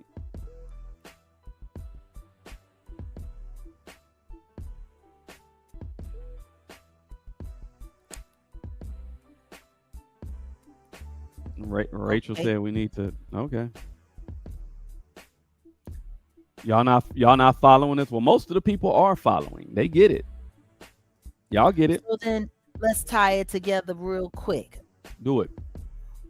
You do it. Oh Some- no! Barbara If you Martinez want me said to do it, confused. you say what? Barbara Martinez says she a little confused. We have a few people that's a little confused with If, it. see, for the most you part. you will. I'll see. I always get on you about kicking the chair. I'll mess around and kick the chair on this one because, in order for it to really make sense, I kind of want to say how these people wanted you involved with this aerial thing, but maybe we'll save that. You remember, right? There was What an I offer. do remember, huh? There was a what? An offer. An offer. Are you talking about when these people who we had already spoken to on WhatsApp told Jonathan Hay that they wanted to meet with me? Mm-hmm. And they offered me immunity, civil immunity. And they offer something else, but we'll wait to expose that. Immunity for what though? That was And the I whole. said, immunity for what? What do I need immunity for? So, for those who are confused, let's put this together. What we are trying to tell all of you is that there was a conspiracy plot to end all conspiracy plots to make sure that if the diddler was actually forced to go to trial after he had been arrested, that by the time he made it there, that the public would be so confused because of the propaganda campaign and the conspiracy plot that they laid out in front of the entire world to the tune of hundreds of millions of views.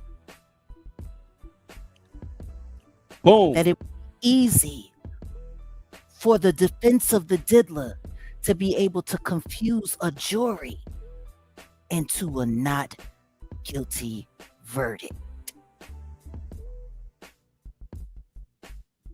Welcome, Truth Only. Truth Welcome. only. Appreciate you. Yeah, and this is not all. This is not conspiracy theory or what they say, the whole conspiracy No, these are story, facts. whatever. This is real. These are And in the facts. public, and the public who's been following along, y'all can peep it. It's not nothing we're making up. It's not nothing we pulling out of thin air, pulling out our ass. We're just gonna hold back on hella details, but trust and believe. It's the reason why we're moving the way we move. And yeah, the story is very elaborate,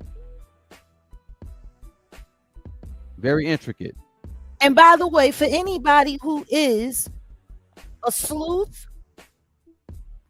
or have a background in investigation, while we're putting the defense fund together, until we can get the exact kind of investigative team that we need, we are inviting all sleuths to come through and to help us lay this thing out.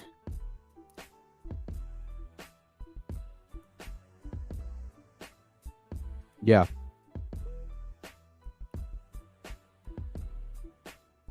Just like Diddy said, why do you think Mark Agnew fuck around and find out, don't want to have nothing to do with him after that popped up?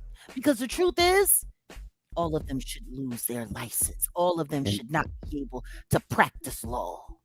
After All what of them. we believe they have allegedly staged and pulled off. Yeah. Think about it. Ariel Mitchell Kid, the first time she really came popping up. She started doing her little quick media tour in September, and then the next thing you know, boom, she was sitting on panel with Pierce Morgan. Me, Vlad, and Pierce Morgan. Yep. Then she started showing up over at Sean Atwood.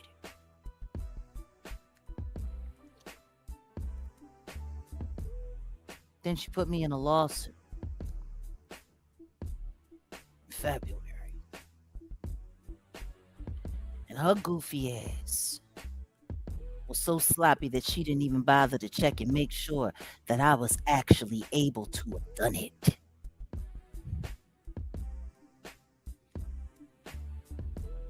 Let me tell y'all something else. This woman, and I'm going to say this right now.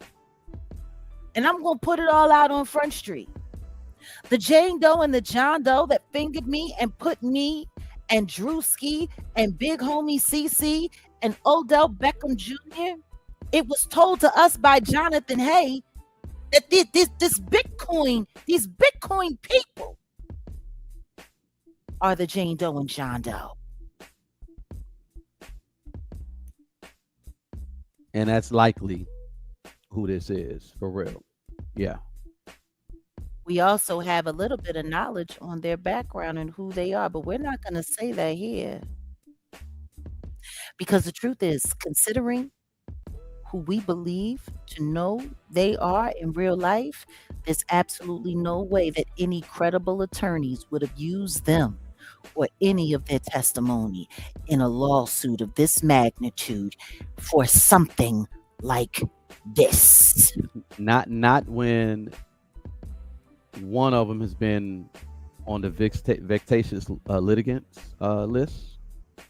One of them has filed so many crappy lawsuits that they're not even allowed to file lawsuits anymore. Yeah, he or she is on the list. Yeah. And understand this. After they gave their testimony to Sean R. Perez and Ariel Elise Mitchell Kidd to put us in that lawsuit, they dropped them as clients off record a week later. Right after.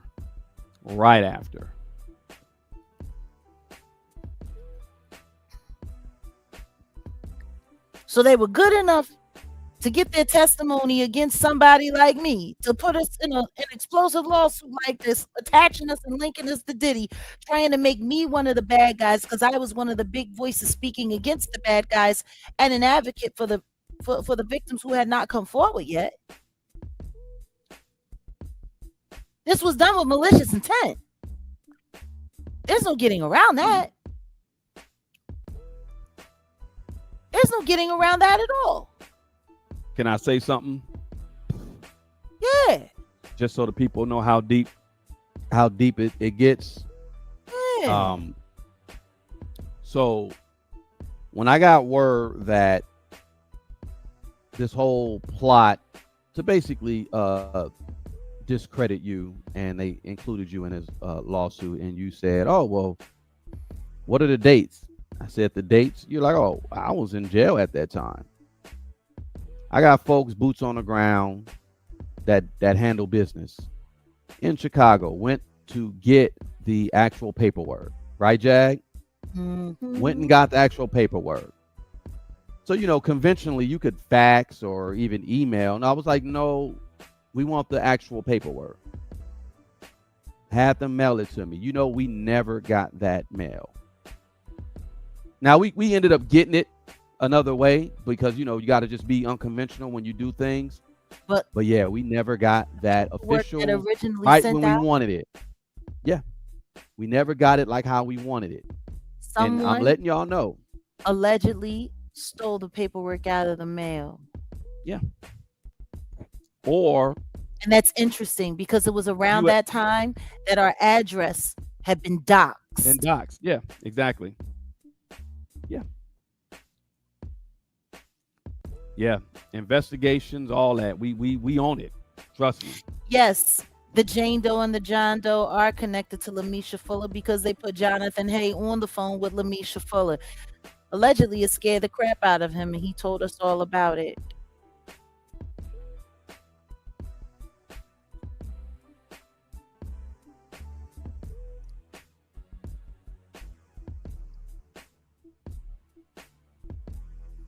Yeah. So yeah, this is why legal defense is needed.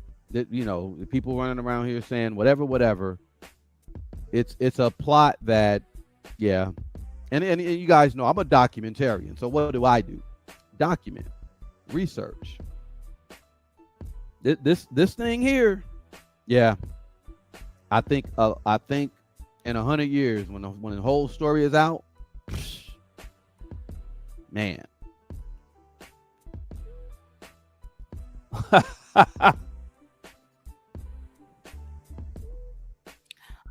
Jonathan Hay told us that Lamisha Fuller came to him and tried to convince him that she was at that mansion and saw him at that mansion, no different than she tried to convince everyone over on Sean Atwood that she was in my car with me and I was her Lyft driver.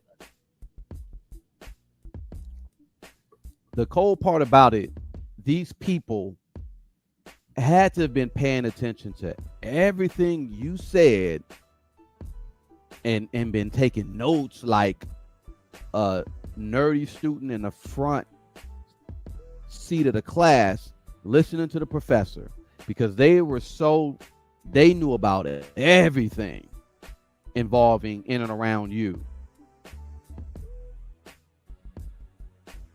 But they're not that good. I'll say it like that. They're not that good. Allegedly, the John Doe has ties to Michael Jackson somehow. Allegedly.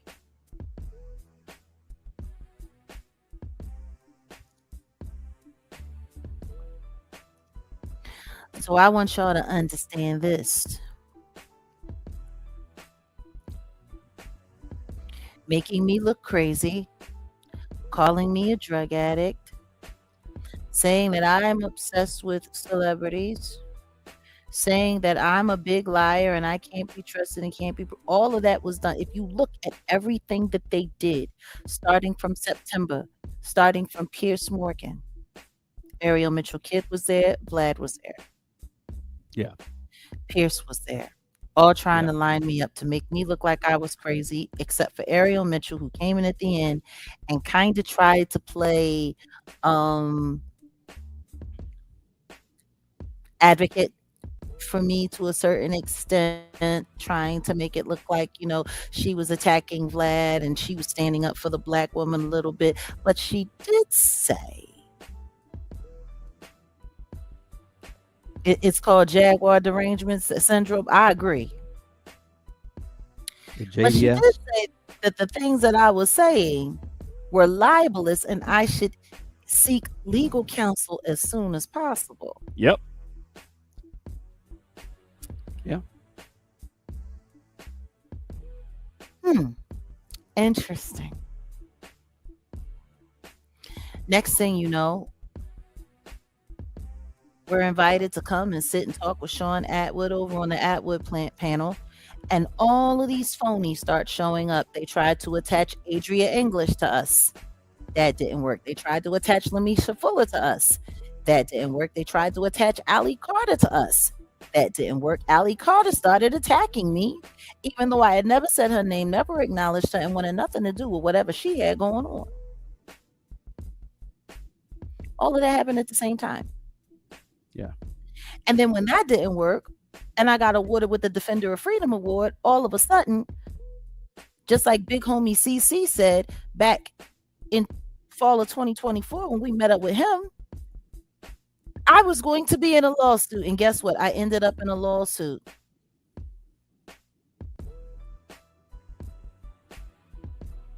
Except for I couldn't have done it because I was tucked away in jail.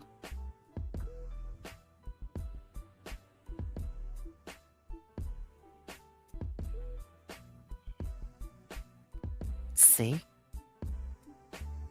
Then, when that didn't work, all of a sudden, I'm being sued by Brian McKnight.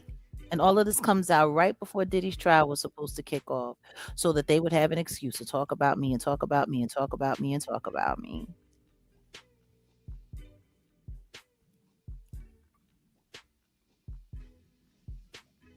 For a case that they filed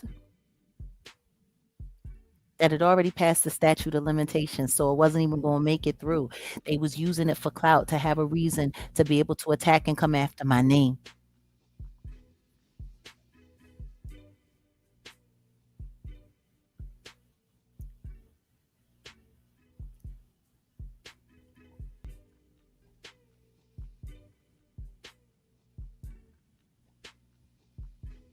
Do y'all see where this is going? From September 24 to September 25,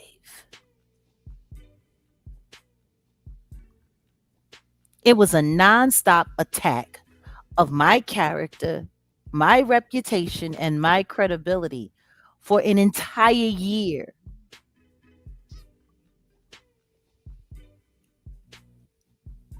Yeah, and I got PTSD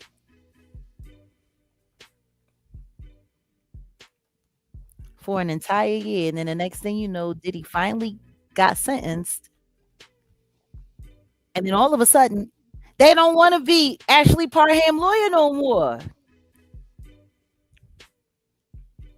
They wanted to get away from that case like a fart in a crowded room. Left Ashley hanging out to dry. And that case got dismissed December of last year. The Brian McKnight case, which was so big, and oh, Brian McKnight's going to get Jaguar. He's going to get Jaguar. He's going to get Jaguar with a case that passed the statute of limitations. He's going to get Jag. He's going to get Jag. And that was dismissed last year as well. And guess who? How convenient. Guess which attorney was attached to that Brian McKnight situation? Y'all want to guess? Y'all want to guess? In fact, here, hold on. Hold on, y'all. Look. You see the name at the top? Y'all see the name at the top? It says Sean R. Perez, Nevada bar number Woo, right? Same attorney that assisted with Brian McKnight. Let me pull that up real quick. Hold on. Same attorney.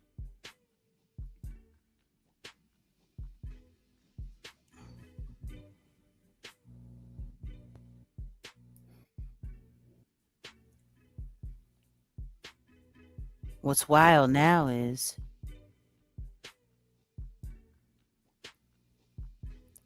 I agree. I agree with that. I would call it sloppy too. But what's wild is now all of a sudden Jonathan's case is moving forward. And all of the witnesses that could bring relevant testimony to his case who were involved in that Dallas mansion, that it was alleged that Ariel Mitchell kid was out there clienteling, doing all kinds of weird stuff. They're all dropping dead.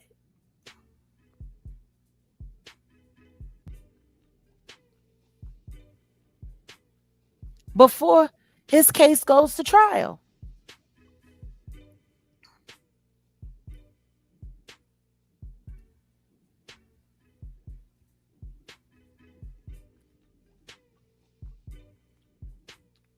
How about this? I'm looking for actually. Oh, I think it is right here. Is this it? Nope, that's not it. Damn it. Think I should show this? Hold on. You want to know what's crazy? Did I not call all this shit out back in the fall of 2024? Did I not call it all out? Big homie CC, he all tied up in it too.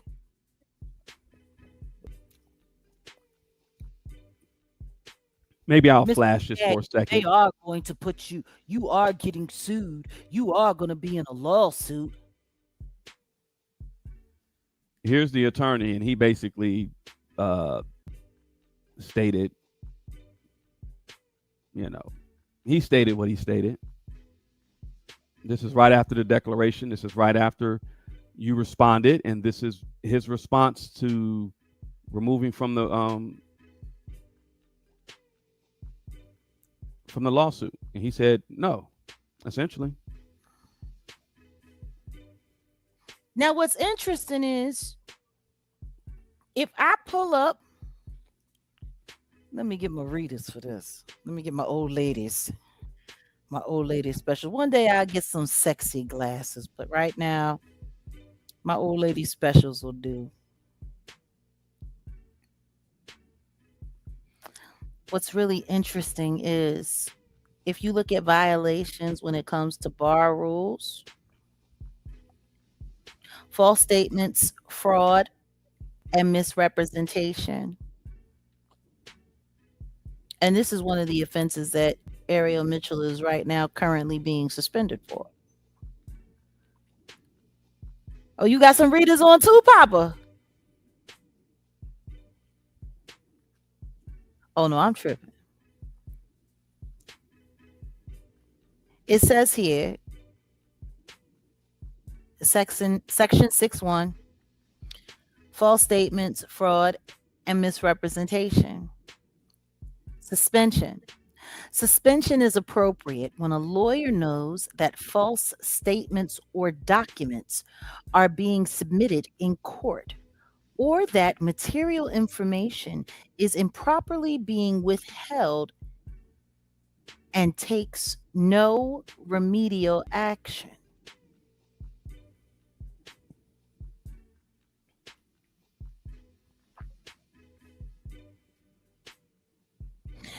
Let me read that one more time. I'll take 200 for this barman, Alex, I guess. Let me read that one more time. This is a violation as per the Florida Bar Association rules. False statements, fraud, and misrepresentation. Suspension is appropriate when a lawyer knows that false statements or documents are being submitted to the court, or that material information is improperly being withheld and takes no remedial action. Wolf, could you do us a favor? Could you please pull up the exhibit of my paperwork from Chicago for my incarceration while I was waiting to face trial? Sure. Give me 1 second.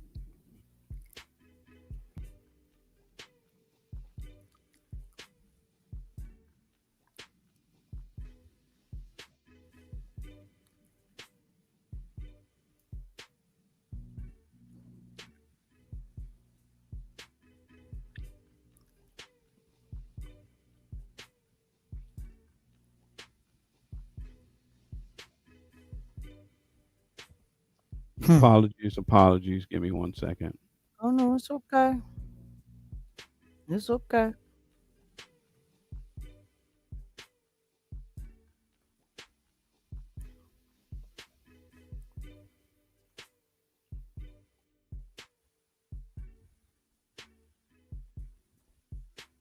Oh, hold on.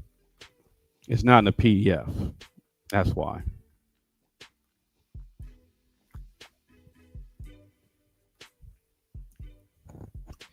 Well, thank God we shouldn't have to get it out of PDF.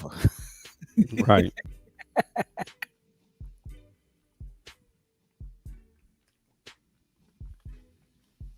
And I have to make sure it was protected. See, we don't talk. I mean, we do talk, but we do a lot more than talk.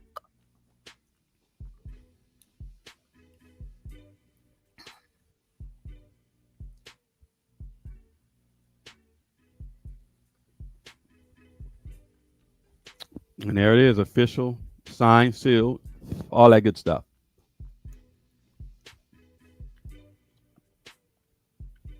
Now, all of this has been presented. Ariel Mitchell and Sean R. Perez knows that that paperwork all exists. By Bar Association standards, this is not only misrepresentation. Not only did they use clients,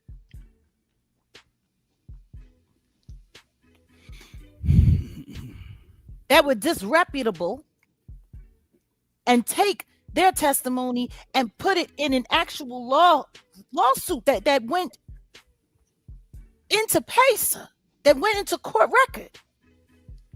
But when they were alerted,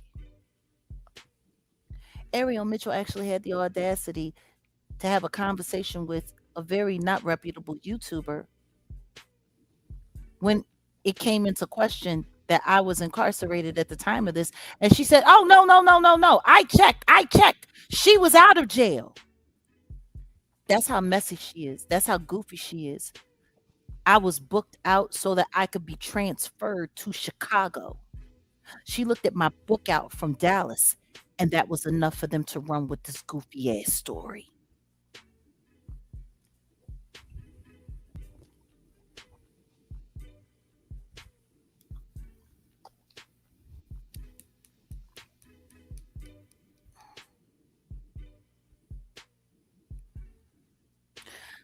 By Florida Bar Association. She had the evidence available to know that there was no way I could have committed the crime that she accused me of. Remedial action would have been to immediately go to the court and amend the amendment and remove me post haste. Exactly.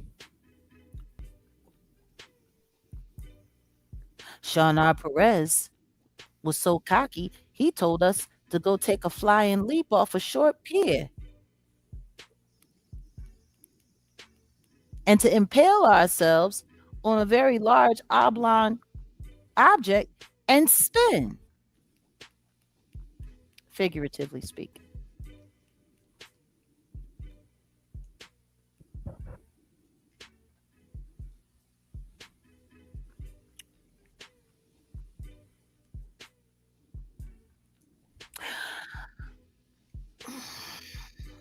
But what's really disgusting about all of this is that allegedly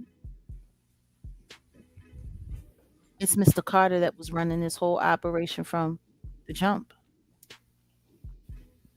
on behalf of not only buying some grace just in case he got convicted of something, but to save the industry so that everybody could go back to work and get back to making money. And wouldn't nobody think the wiser of everything that they had just pulled off.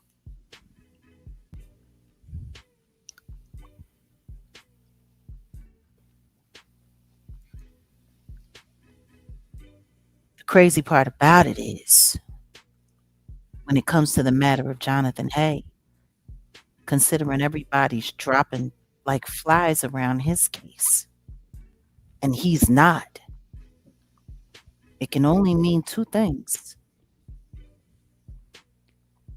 Either God has him and is holding him as safe and tight as he's holding me, or he's part of this shit.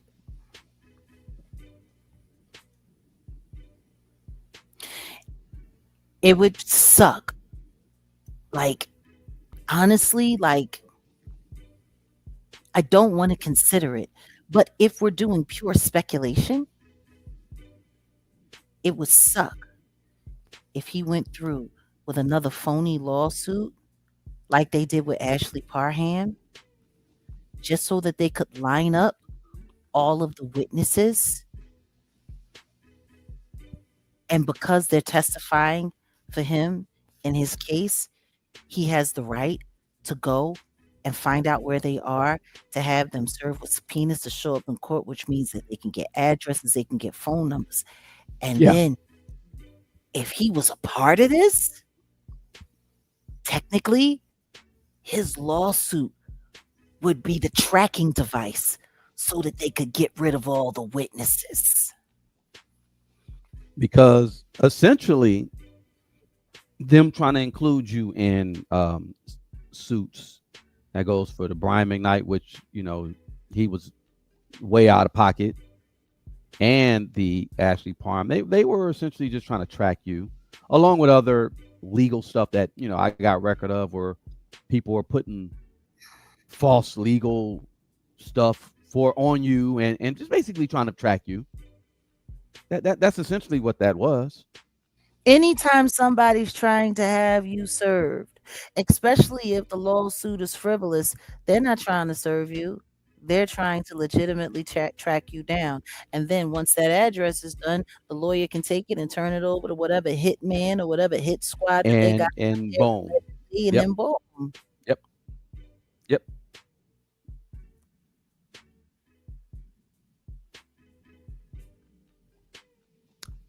Yeah, people. It's Like that real. that's scary. It's that real though. Look at what happened with the Ashley Parham case. We went over the Ashley Parham case here together on the Jaguar Wright effect. There was so much about that case that seemed very screwy, but guess what? Whoever they had attached to that lawsuit, they would legally and legitimately have a reason to be able to track them down so they could have them served, to give people the chance to be able to go after them, to give the media a chance to exploit and expose them, to do all of these things. Mm-hmm. And then look, Diddy finally got sentenced, and all of a sudden, her case isn't special anymore. It's not important anymore. Let's and like I said, they just expect people not to handle up on the injustice. Nah. We ain't letting that go. If all of the witnesses in Jonathan's case are deceased, his case might very likely fall flat and not be prosecuted. They've been doing a lot of investigation on this case. They've been taking a long time to investigate on this case. They keep it under investigation. It's moving forward. It's under investigation. It's moving forward. But yet no charges have been postponed. And if all of the witnesses are unalived, maybe the DA decides not to indict. There's no witnesses. No witness, no case. No face, no case.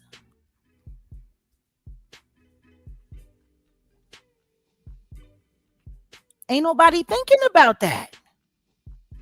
But meanwhile, because there's an open lawsuit, it gives the right for lawyers to be able to subpoena and find where people are and all of this. Like, I mean, if all of these people are witnesses, why didn't they get rid of them before Diddy made it through his trial?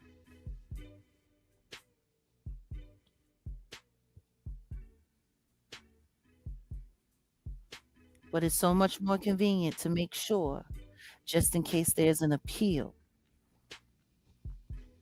See,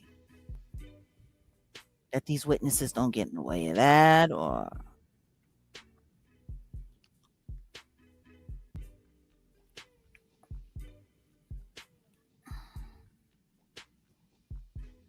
he worked with Diddy and he worked with Jay-Z. Both of them. Like I said, there's only two things that make sense at this time. Jonathan Hayes' life is in grave danger, and the only reason he's still alive and not dropping with the rest of these witnesses is because God is keeping him in his very loving arms and protecting him, no different than he protects me. Or Jonathan Hayes just decided to help the industry out by being the next Ashley Parham so that they could use his case to track down all of the witnesses that could testify to all of the terrible things that was happening at that mansion in Dallas and use his case to get rid of everyone.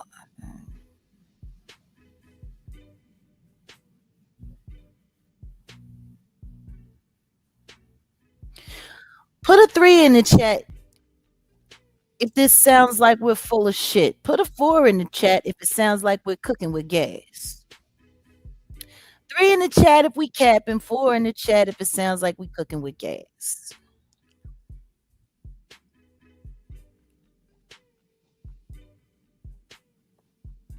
If Ariel Mitchell can be used to derail Diddy cases, why can't Jonathan's case be used to take out witnesses?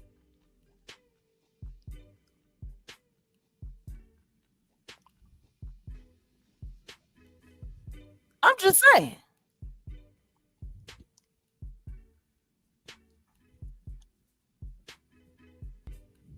I pray. Listen to me. I pray he's one of me and not one of them.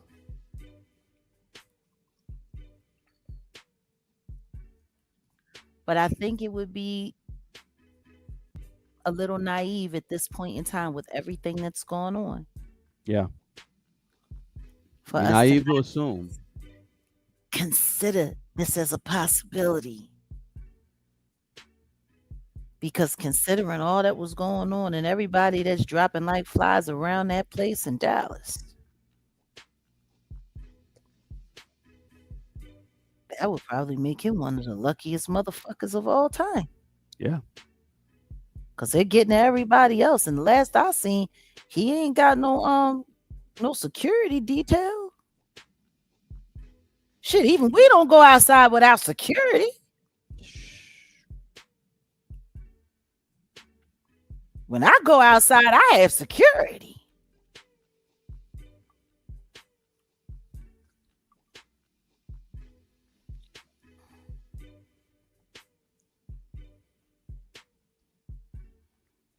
Yeah, he doesn't want to settle. He wants to see criminal litigation. And guess what?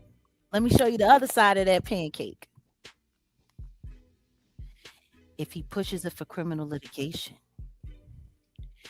and this case falls flat and the LA District Attorney's Office throws the whole thing out, that makes it 10 times harder for any other case that might be real to be filed after that. Yeah.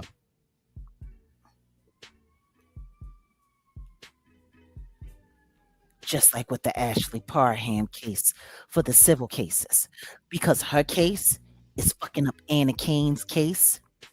And now Little Rod's case is probably going to be dismissed. And that's fucked up because Jonathan told us that he's the one that fucking hooked up Little Rod with Tyrone Blackburn. And now Tyrone Blackburn is looking like the male Ariel Mitchell. So what the fuck does that mean?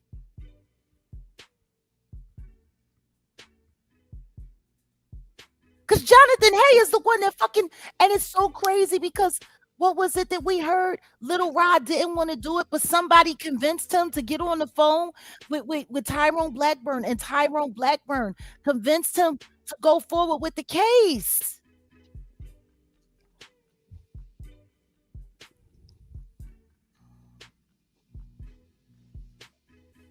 Jonathan's the one that told us he's the one that introduced that put Rod with Blackburn.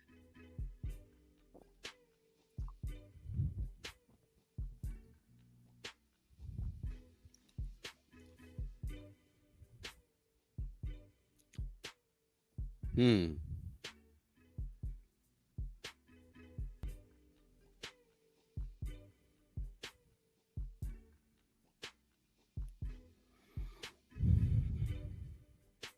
And all of this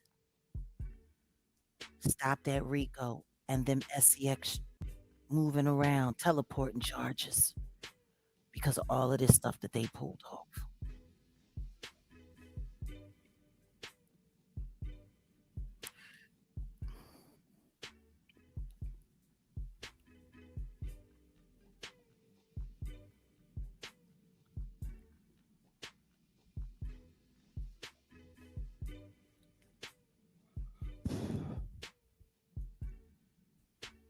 Who says that they don't see it?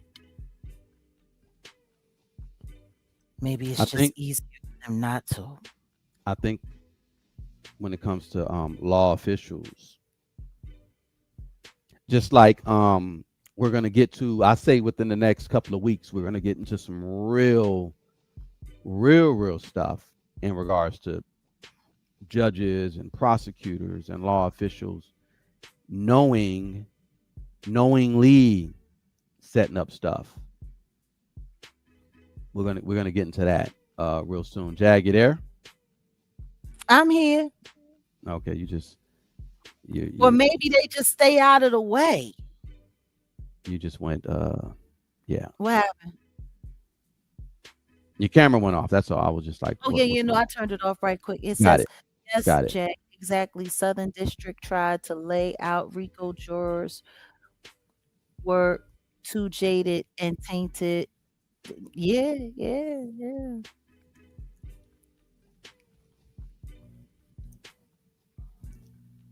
Yeah, yeah. No, I'm just doing something right now that don't need to be seen on camera. Handle your business. It's all good. We're gonna get on to the next topic, or we're gonna keep on going on this because you. I see why you wanted to go here first. I get it. Mm-mm-mm-mm.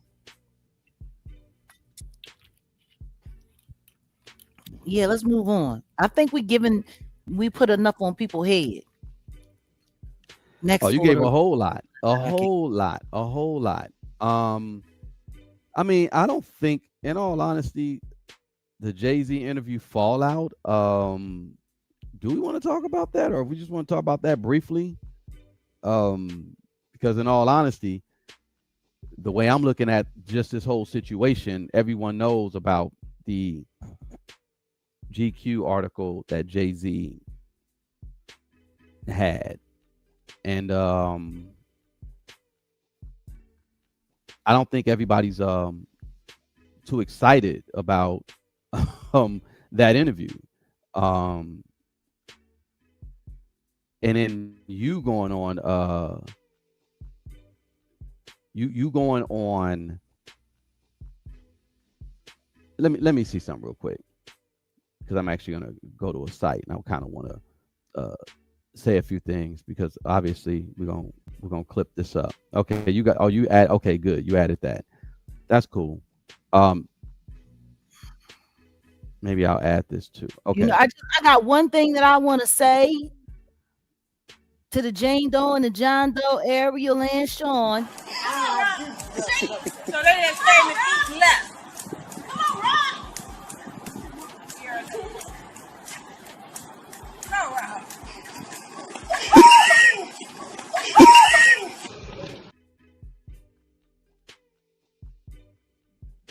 Suckers.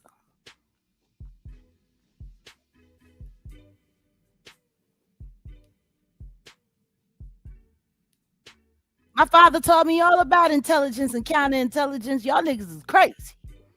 That's all I got to say about that.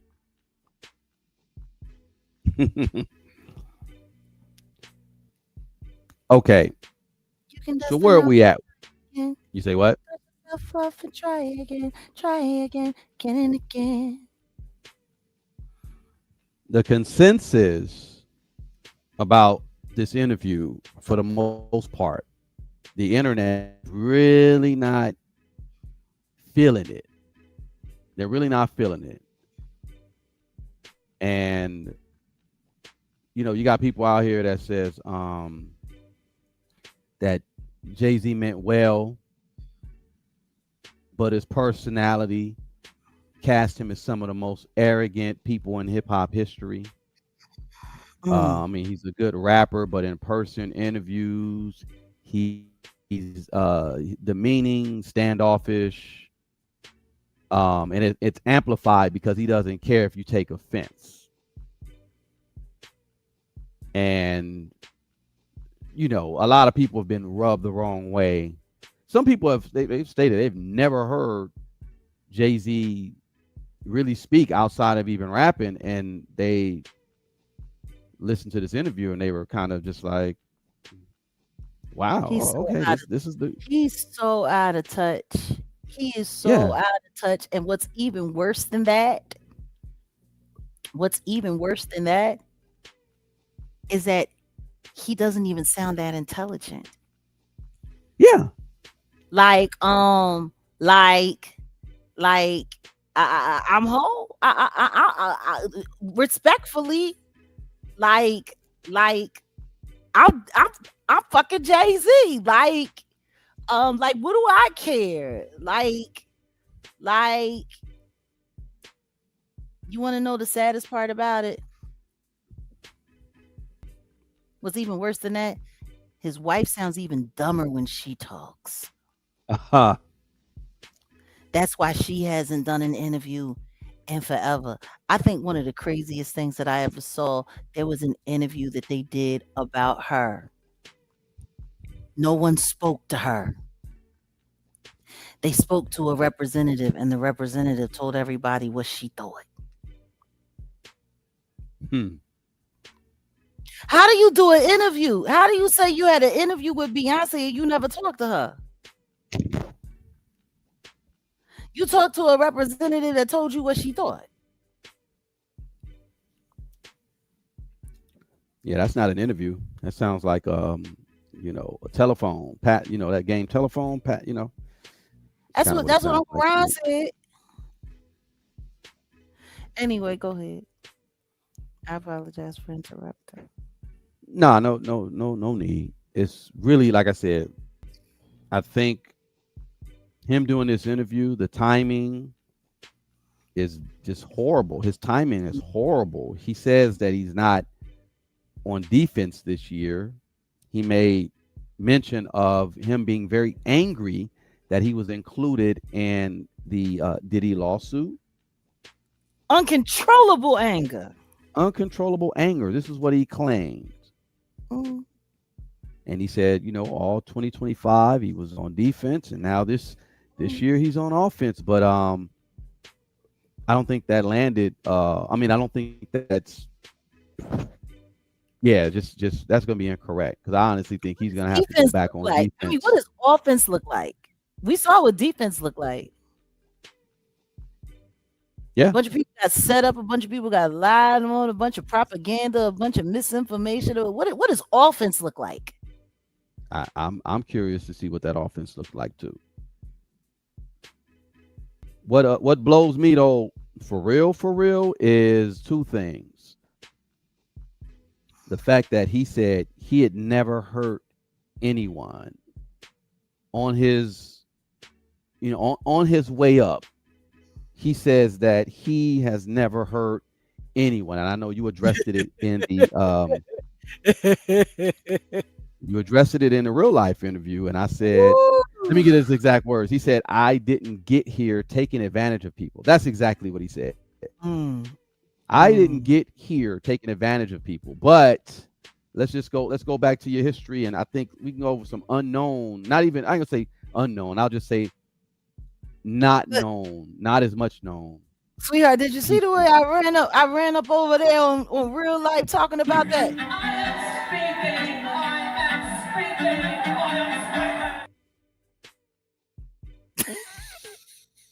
Yeah. You went on over there and handed him his ass, and it was hilarious. Oh, wait a minute. It's like you said, no one.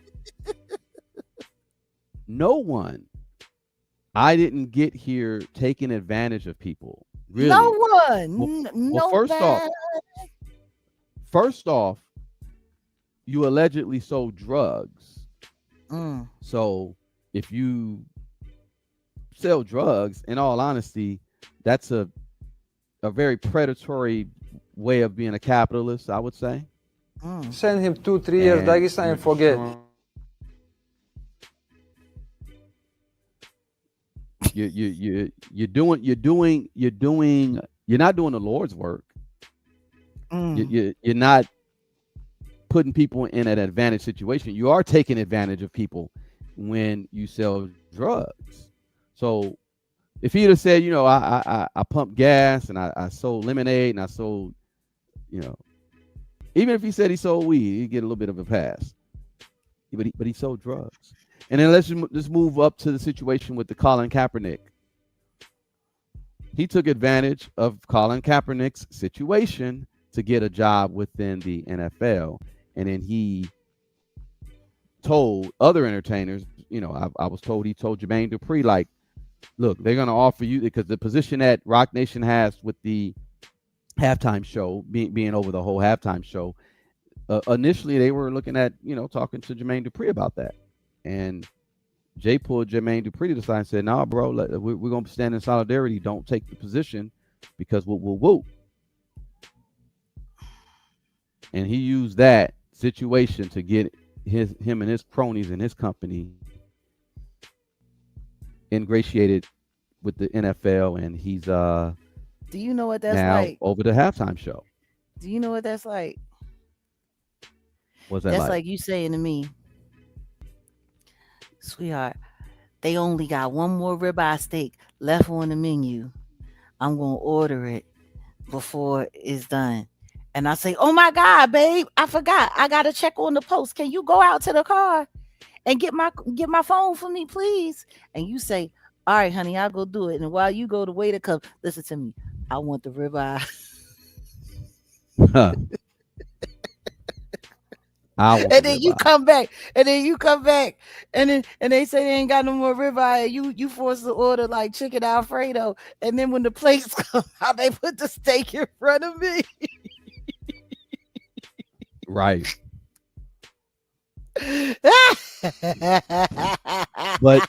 But again, he said he didn't get to where he's at taking advantage of people. Wait. Now, can I ask you this? What do you think of his? Go ahead. Go ahead and ask me. What do you think of his commentary about the elements of hip hop? Send him 2-3 years Dagestan and forget.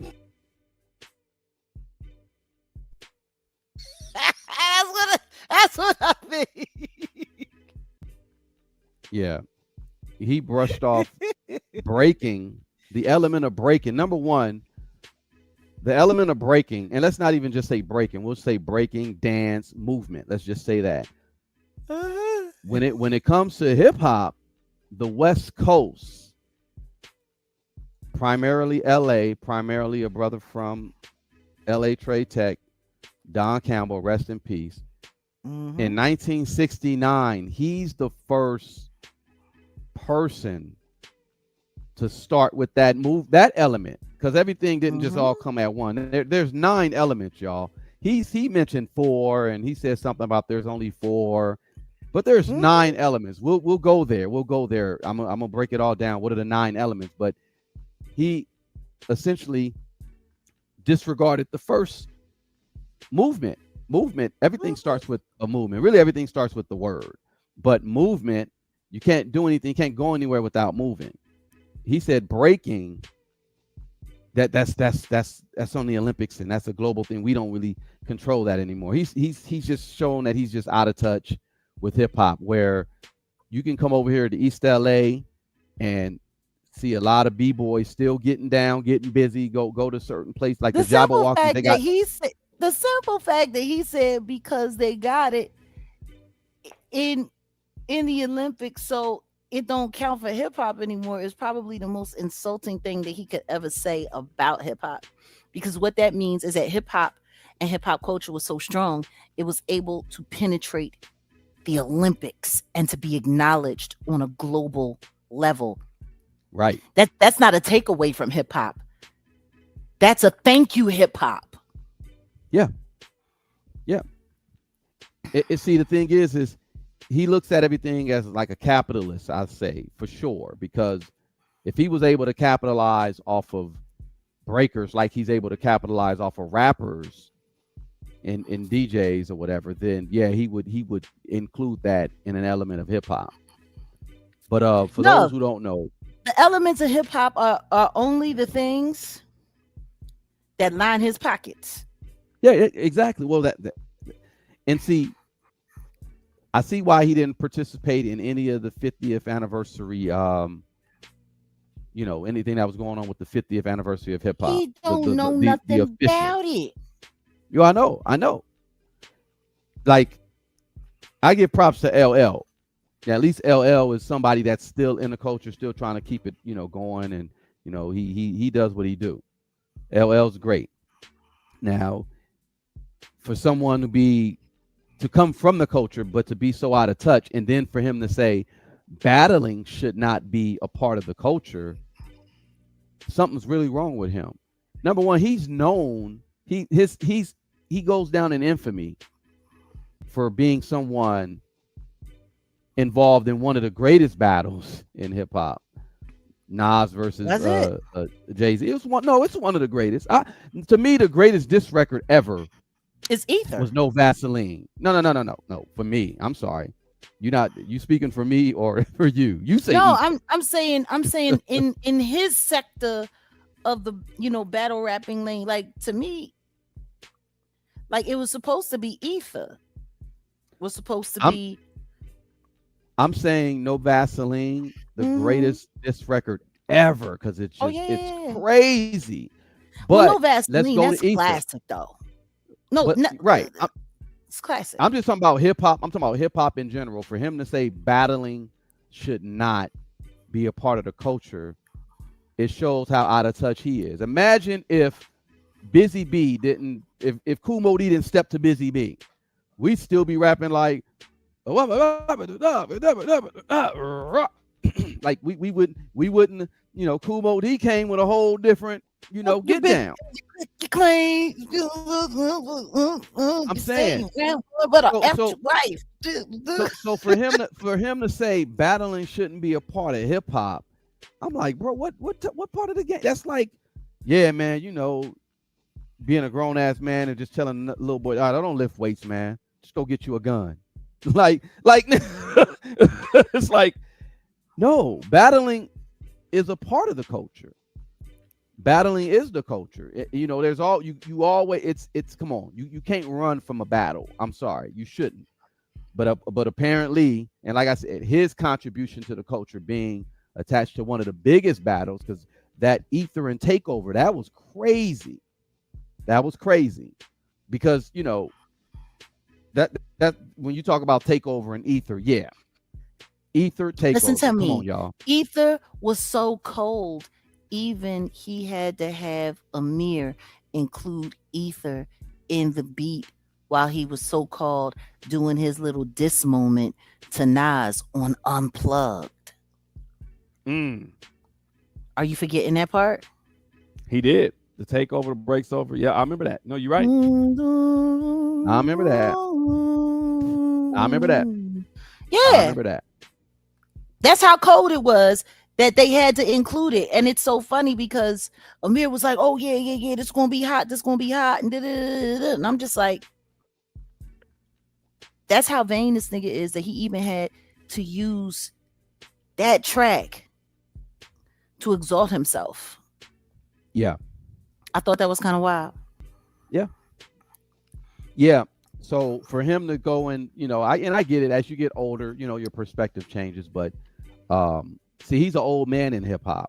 Don't get it twisted. If he coming with another album, I really don't know who he's going to connect with, who he's going, you know, who's his targeted audience. Like, cause I think the rest of hip hop has moved on. Even people like I'm not listening to no Jay-Z. I'm sorry.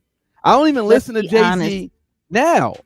I don't listen to his records now. Matter of fact, the only stuff that I listen to that he's on, the only stuff that I would listen to that he's on is the stuff with Ye.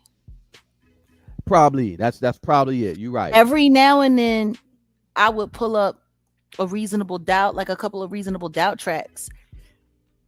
But outside of that, like, you heard me. It's all right. Holla back. You can bounce if you want to bounce. Roll if you want to ball. But see, Brooklyn's Finest, I'll listen to that. But Brooklyn's the funny thing Finest. is all of those songs, for the most part, were written by Philly rappers. Okay. So it makes sense that I would like lean to that, because like, I mean, he was the only New York rapper that constantly kept spitting Philly lingo. Like, why would somebody from Brooklyn only be using Philly slang in his records? That doesn't make any sense. Nah.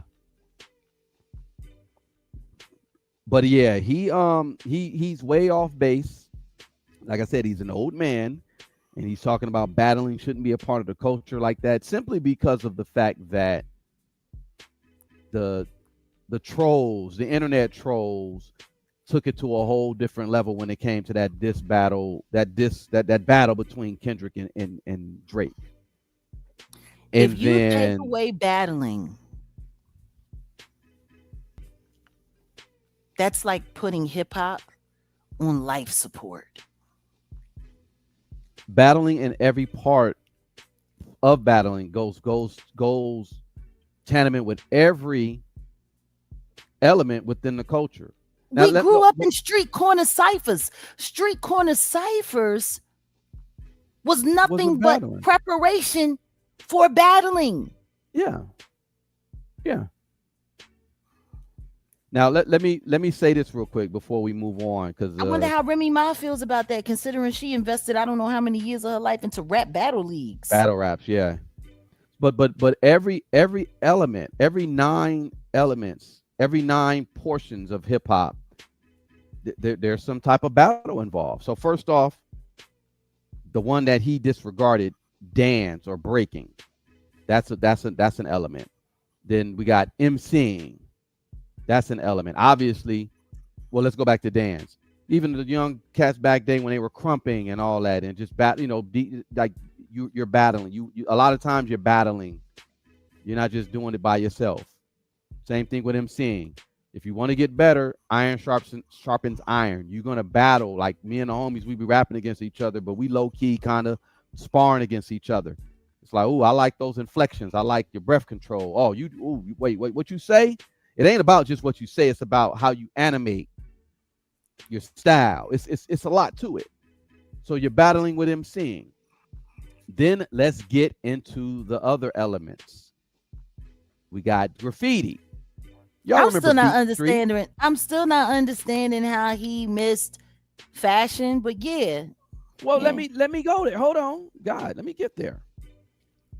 Graffiti, you're Mhm. battling because Mhm. even out here in LA, Shaka and he was the biggest, and Hex. Shout out to Hex, and I appreciate Nas for doing that one song called Writers, and he mentioned that's the only guy that I know that has dedicated a song, a dope ass song, to the graph side of hip hop, graffiti, writers, Hex Murder. No, yeah, Hex. I was a not fan of Hex Murder. Samo. I was a fan of Samo. Hex was a big guy out here in LA. Yeah. Shout out to him. Shaka, And but they were Samo battling. and Samo was the graffiti king of New York. Yeah, there were battles there. Okay, so I said. Samo. So I said. You want to know what's dance. funny? Most people don't even know who Samo is, Well, but they know because- exactly who he is why. because Samo, his birth name is Jean-Michel Basquiat. Oh, okay. There we go. You didn't know that? No. I didn't know that his name was that in hip hop. No, I didn't know That's why he grabbed on, he clout chased on to the Jean-Michel Basquiat brand. Not only that, but because of the dark magic side as well. Got it. But Samo Understood. is Jean-Michel Basquiat. That was what he went by. Jay-Z wasn't interested in anything about Samo. Yes, and he was also very, very, very, very, very hummus and Peter actuals. Very much so. His relationship, so-called best friendship with Andy Warhol, was what it was. And it was Andy Warhol that took him away from the purity of street art and brought him over to pop culture, high fashion art. The collection that Jean-Michel Basquiat and Andy Warhol did together was epic and legendary. And it wasn't until New York City declared Samo street art as part of the historical foundation of New York, and all of his tags, like whatever he has tagged,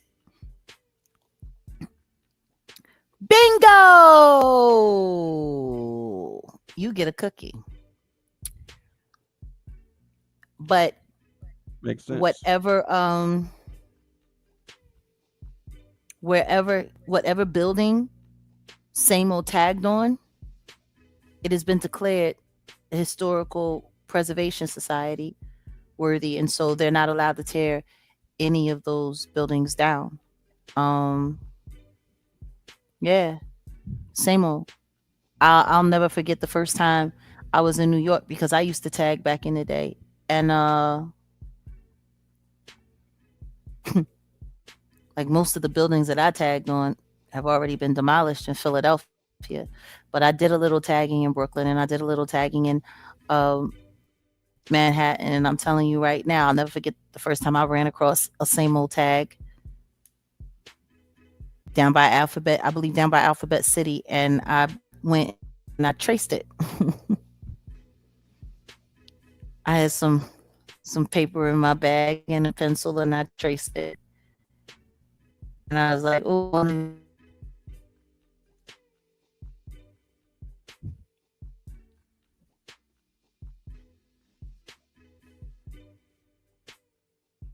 All right. Well, on. we can't hear you. You went out. You traced it. You went I out. know, I know. I said I traced it and then I found out that Samuel was into witchcraft. And that's when I decided against putting any of his tags on my body. Yeah, it's You know, never a good thing to run with anything that someone threw out there. There's a whole lot of occultism that sometimes people don't really catch on until later. Putting stuff on they, your body, you'll attract that energy.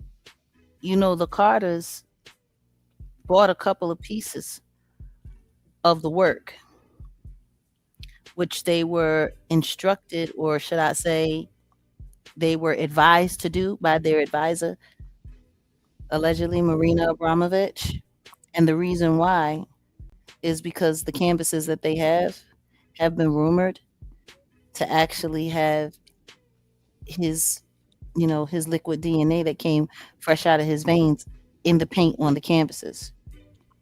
Okay.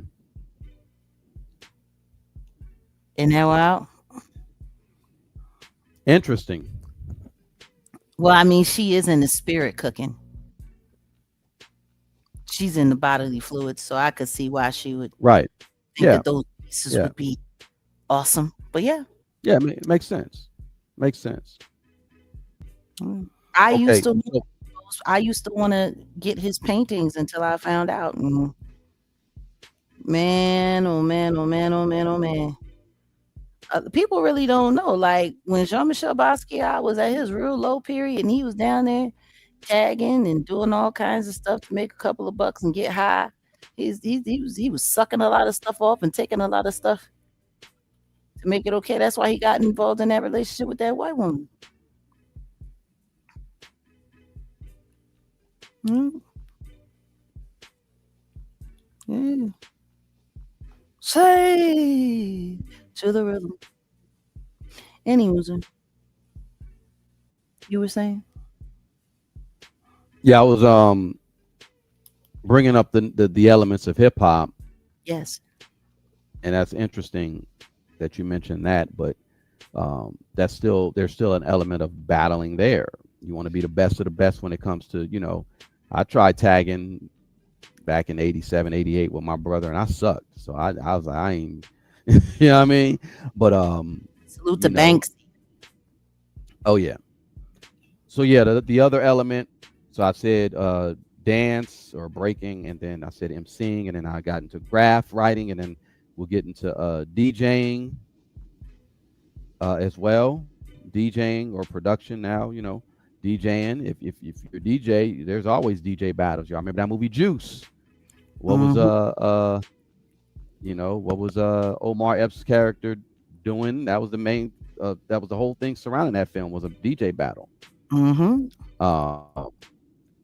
Then we got you could say the fifth element.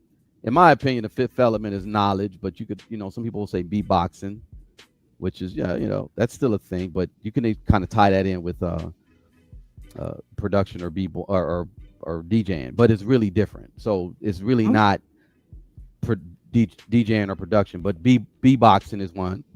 Then we get into knowledge. I'll say on that level, when it comes to knowledge, yeah, there's always a battle with knowledge as far as just coming with the right and correct information, but that's not really a battle element. But it is, you kind of want to do better than what you did. You battle against yourself in that knowledge realm. That element. Then you got language. There's really no battling in that element. because these are more like the esoteric elements. The four main elements were what I said, and now we get into knowledge, which is 5, and then we get into language, 6, and then we can get into fashion, 7. There could be some components of a battle there too, because you had Carl Kanai on the West Coast, and then you had Cross Colors. I remember that. That's an example of the fashion side of hip hop, and then even tying in entrepreneurism, because entrepreneurism is big in hip hop. A lot of us are just straight up entrepreneurs in what it is that we do, and it's a good thing with the culture to be an entrepreneur. People like Master P going platinum out of his trunk. Mm-hmm. Yeah. So he yeah, made it possible for the average guy from the neighborhood to be able to see and create generational wealth from his own fingertips and mind. Yeah. So Jay-Z was very incorrect when it came to those elements. There's more than 4.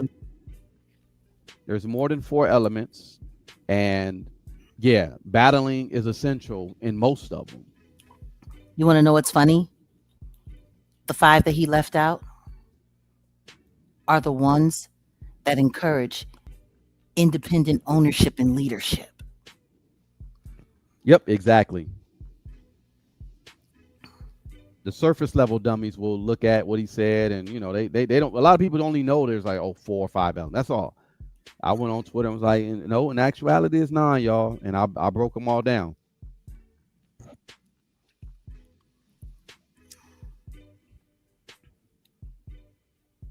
So yeah, this guy, Jay-Z, the takeaway that I have from this GQ interview is he is completely out of touch with the culture, with real culture, because there's certain things you just don't fix your mouth and say. And that b-boying, how he came at that right there pissed a lot of people off. And it's like, come on, man, how I don't know. Because he was never a b-boy. No, I don't think he was ever in a culture like that.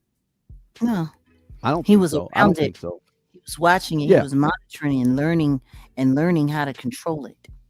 Like an agent would. Yeah. People that came up that I remember people coming up in the culture. Whether you were, like I did a documentary again.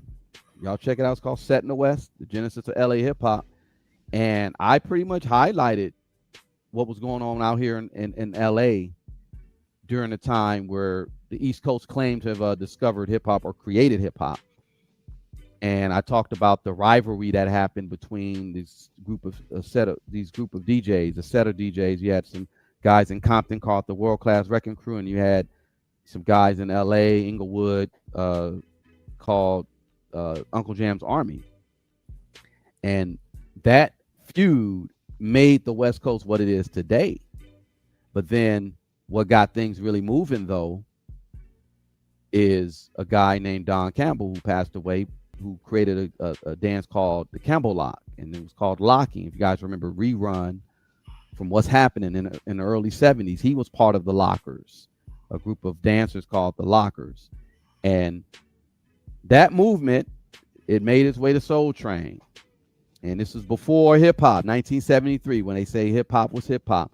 The father of hip hop DJing is who, Jag? Who's the father of hip hop when it comes to, the DJ? Who DJ'd that first party? Don't ask me. You the smart one. No, you. What are you talking about? You sit over here dropping gems about Basquiat and his connection to hip hop. You don't know who the father is? Now's your turn. No, I'm asking you. You don't know who the father of hip hop is? You heard of Kool Herc? Yeah, Kool Herc, right? Mm-hmm. The party that happened was at 1530 Sedgwick Avenue in the Bronx, right?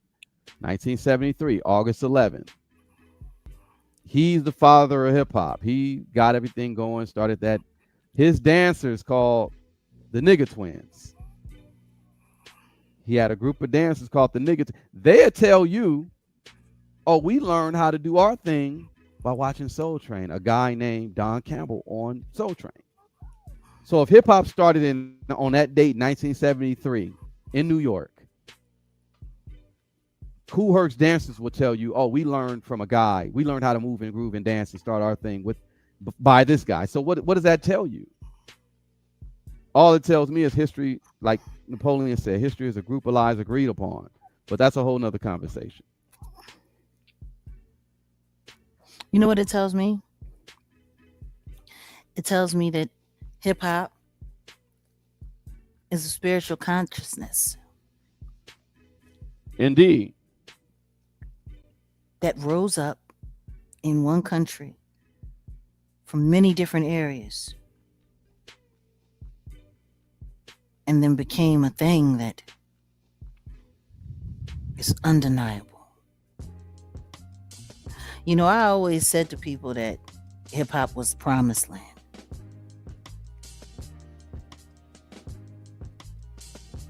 It really is. I don't know who can claim who started hip hop or where it began. Africa. We What can go I there. do know is that it is a revival of a spiritual awakening in consciousness. Exactly. Because if it wasn't, there's no reason why the government would have wanted to seize control of it and turn it into something negative so that they could profit off of it. Exactly. You know, you're right. It's definitely something that they're threatened by when they talk about, like, let me break it down, y'all. This country is very fortunate to have God's people here, or I'll say, certain people that have a certain spirit, certain creativity. Look at Russia.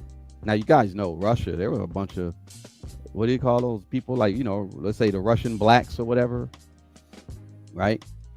But when you get into this century, you really don't have, Russia doesn't really have soul like that. They don't believe in God because the USSR was essentially communist, atheist. And when you start moving away from God or eliminating God, you get what you get. You get destruction. And in '89, the USSR fell. This country had a movement called hip hop, and the people here were, hip hop is, the voice of the people, and it was a freedom of expression. It's art. It's beautiful. It's always been beautiful. And they saw this and they said, oh, like you said, Jag, got to get control of this. Can't let this thing get out of hand. And here we are today. And we got Jigga, who's supposed to be the head of hip hop. Anyway. Send him 2-3 years Dagestan and forget. Devotion Orange. I'm not saying that the Russians don't believe in Christianity. I'm not saying that. Listen to what I'm saying, though. In this country, there's always reference to God. There's reference to, even in the Pledge of Allegiance, one nation under God. There's reference to, some most high, greater spirit. Russia, their government, I'll say that, their government, they didn't really embrace God or anything like that. That's just facts. In my opinion, our government be pump faking on God. Well, that's what I was about to get to as well. I think after, I can't even say when, but God definitely left the building with this government.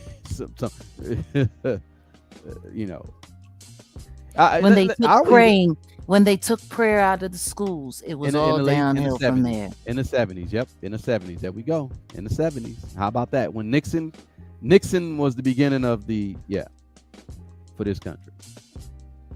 In fact, Nixon is the one that told Donald Trump, you will be president. Interesting. Anyway.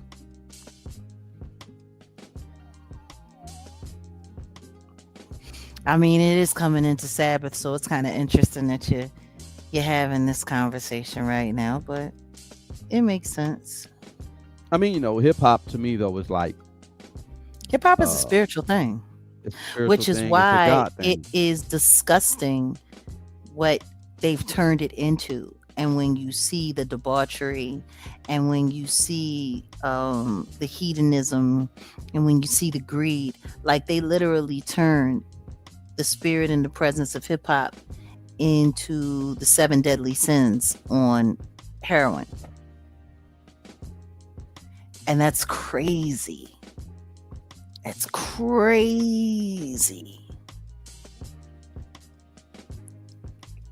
But somebody said, yo, they infiltrated Chat GPT. Look, they infiltrate everything, G.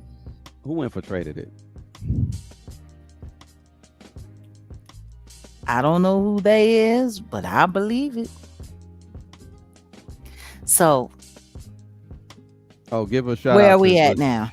God's Southern lady. She's been sending you some messages on Patreon, Jag, that you got to read. So yeah, people, if you are a Patreon member, you can go on over there and maybe ask a question or something like that. You get all kind of people hitting Jag up or whatever. So yeah.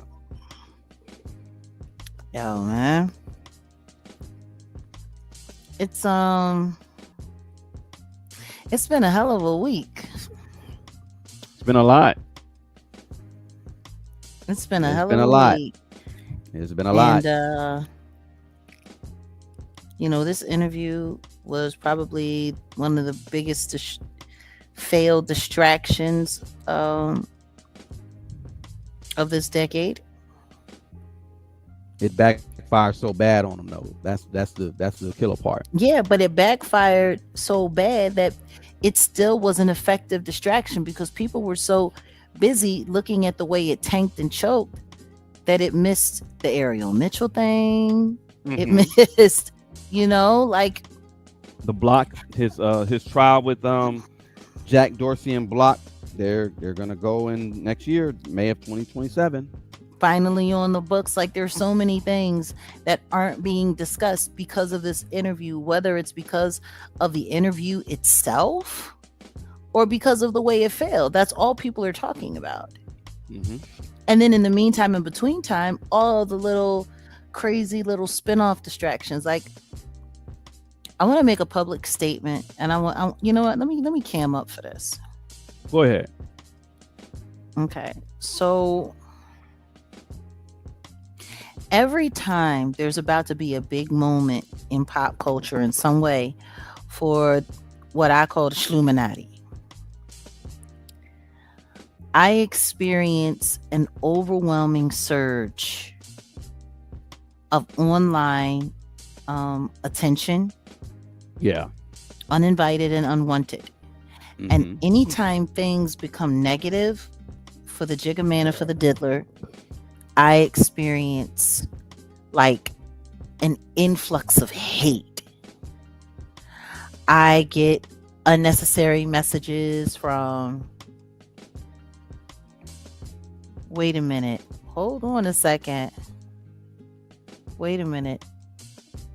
Southern Lake, what did they say? Chat GPT refused to corroborate Jag's story with Derek Lee Cordell Smith. Really? Oh, some things will change soon. Don't worry about that. Wow. Don't worry about that. There's some big things coming there. Somebody mentioned MC Hammer. You want to know what's even funnier though? How much time they put into putting their corrections into the internet to fight me. Like, yeah. It's so weird. Like, it's so weird. It's weird being like,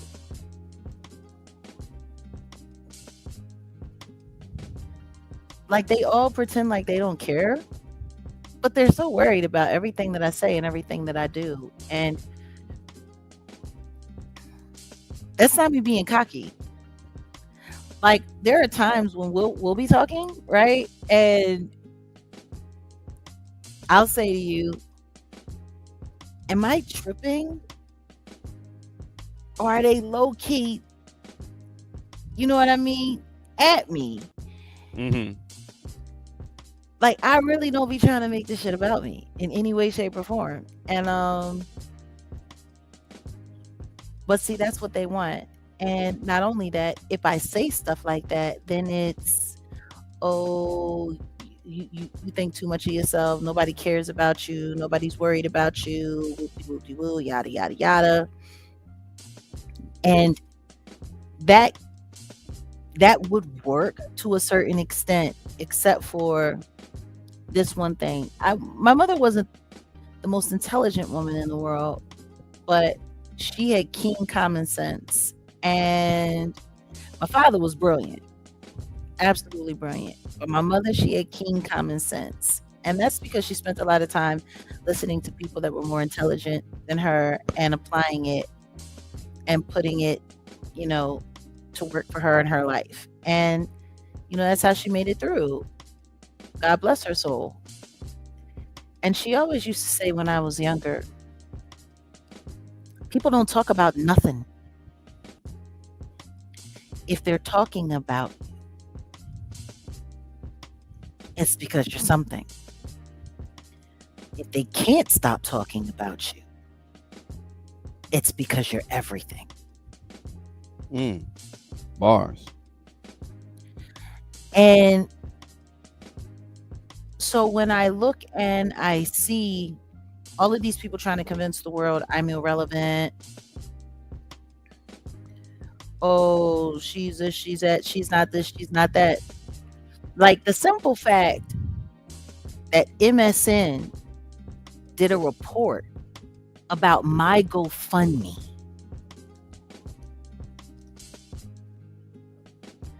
From regurgitated bullshit, from a bunch of weirdo bloggers that stalked me.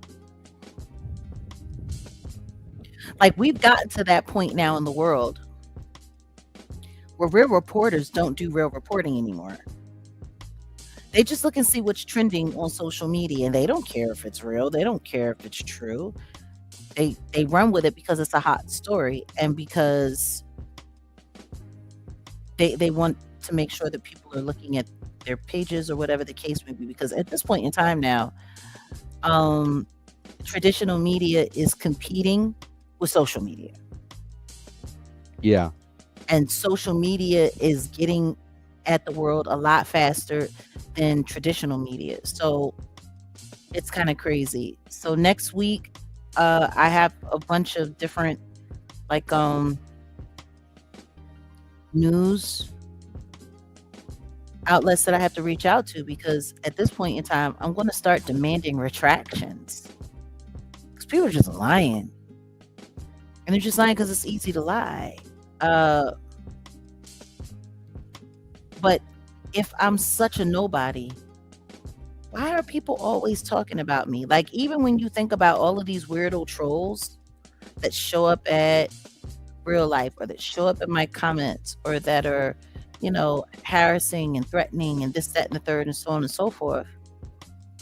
How do you have that much time to think about a nobody? Like, how is, before I get up, brush my teeth, or even have a cup of coffee, I got a bunch of hate in my mentions? Like, Instagram, it's insane. Like, this week, it's been insane. But a lot of people tend to forget that Mr. Carter has a ownership stake in Instagram. Like, it's funny. The places where I experience the most Rock Nation hate are the places where he has an ownership stake. We get hate on Cash App.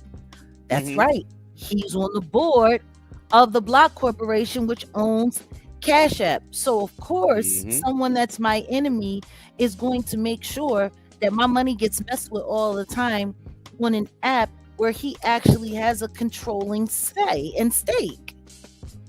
Instagram. They got ownership stake in that. Of course, they're gonna come at me. You think they like the fact that I got almost 400,000 subscribers? And mind you, when I go live now, like 5 to 10,000 people used to show up on a regular, and now I'm lucky if they'll let me even get to 1,000 people. Matter of fact, if I get to it, like if I log on and 1,000 to 1,500 people show up, next thing you know, my numbers drop all the way down to 250 now. They start glitching. That makes sense.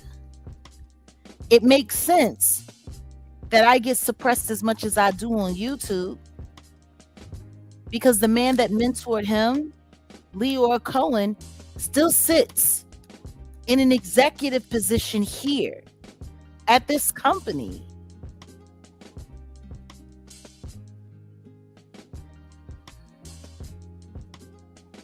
You know, so it's like when it gets to the point where you're operating in spaces where you easily excel and your enemy, your sworn enemy, has a controlling stake in it, duh. That's the only thing that came back from the 80s that I'll even repeat, because I swear to God, I don't know why they brought back For Sure. Like, why did For Sure come back? For sure. I mean, like, for sure. For sure. Like, oh my God, I hated that so much in the 80s.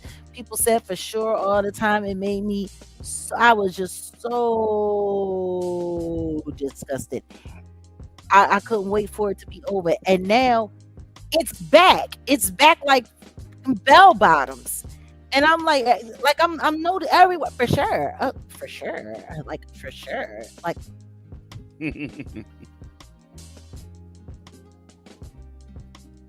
are you kidding me? For sure. For sure. No, for sure. For sure. For sure.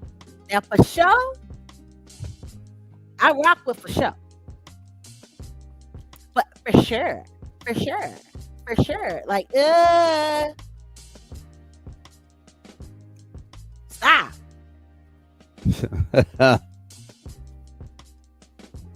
As if, oh God, that was 90s. That was the 90s for sure.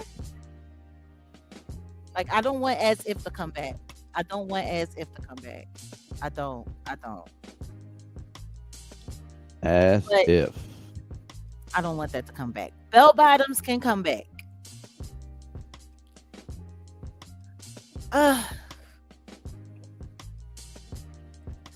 So yeah, I say all that to say, do me a favor. Don't sweat me. If you really, like, there's no way in the world after all of these years I should be bumping through the algorithm and hear people talking about, oh yeah, I thought we were all getting together to hate on Jag today. Like, I still shouldn't be hearing that. If I'm as irrelevant as people say that I am, if I'm such a non-factor, then talking about me shouldn't be a priority at all. Like, that sector that called themselves, I'm glad that they're saying that they're just the Black T sector and the Section 8 sector. I'm glad that they're saying that now. And I want them to stick to it, even though there are still people hashtagging my name. There are still people saying the Jaguar Wright sector, and then some people are saying the right sector, and some people are saying the JW sector. No, let it go. Let it go. If I am that irrelevant, if I am that pointless, and I am that crazy, then you should really stop talking about it. Like, for instance, y'all don't hear me harping and talking about Krishan Rock like that. You don't. You don't. Want to know why? Because I think that child is sick and she needs help. And every time I've seen her content or watched her content, my IQ feels, it cries for brain games. Like, when I think about all of the weirdos that clung to us and then were separated from us, I don't even talk about them. They talk about you. They talk about you. Talking about me. And I'm telling you something right now. When it gets to the point where people are talking about stuff that happened 3 years ago, and I haven't spoken to you in 3 years, had anything to do with you in 3 years or 4 years or 5 years, and for some people even 6 years, like if you're still talking about me, there's something wrong with you. And the only thing that you're proving is that your world doesn't exist without me. That makes me your God. And I'm telling you right now, God is a jealous God. He does not like when you worship other people. I'm going to tell y'all right now, you need to stop worshiping me. You need to stop talking about me. But what I would ask everybody who's members here and everyone who's, supporters here, as it stands right now, the channel Trevor Green here on YouTube, it is now living up to terrorist status. It is. What's happening now with that channel is absolute and complete terrorism. And considering that it's the name of someone who essayed me back in 2009,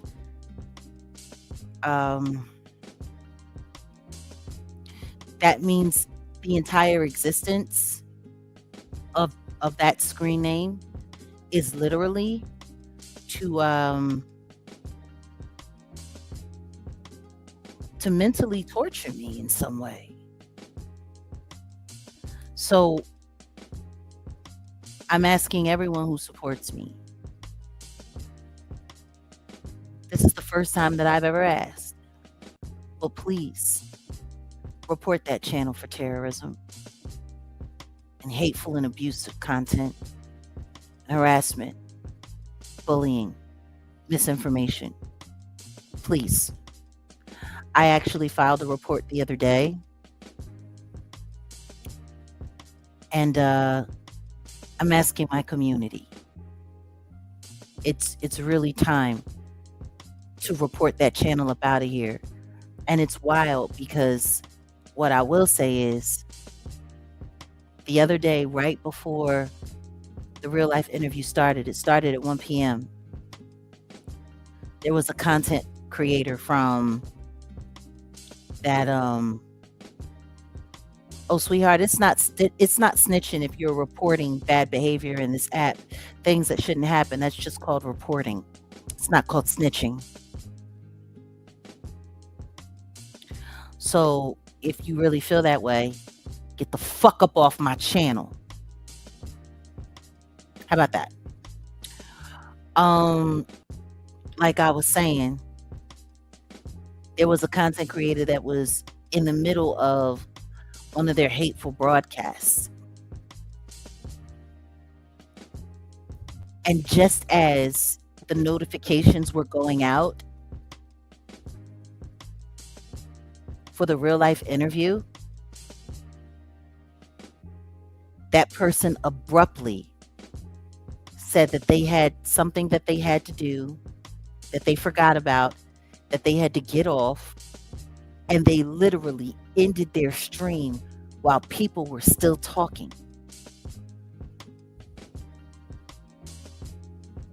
And I was monitoring the real life chat for the video. And as soon as that ended, they ended theirs, Trevor Green showed up in the comments at their bullshit. What are the odds? Put a 5 in the chat if you think that that was like a coincidence, or put a 6 in the chat if you think that that's potentially Trevor Green. Put a 5 in the chat if you think it was a coincidence. Put a 6 in the chat if you think that that was Trevor Green.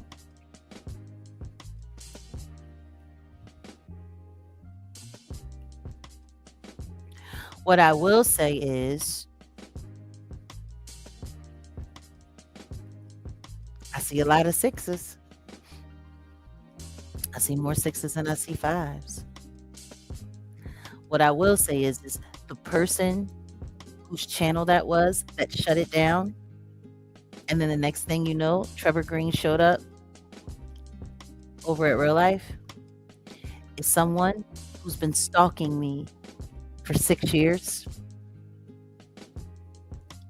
and someone who was heavily insistent upon staying connected to me and trying to terrorize me.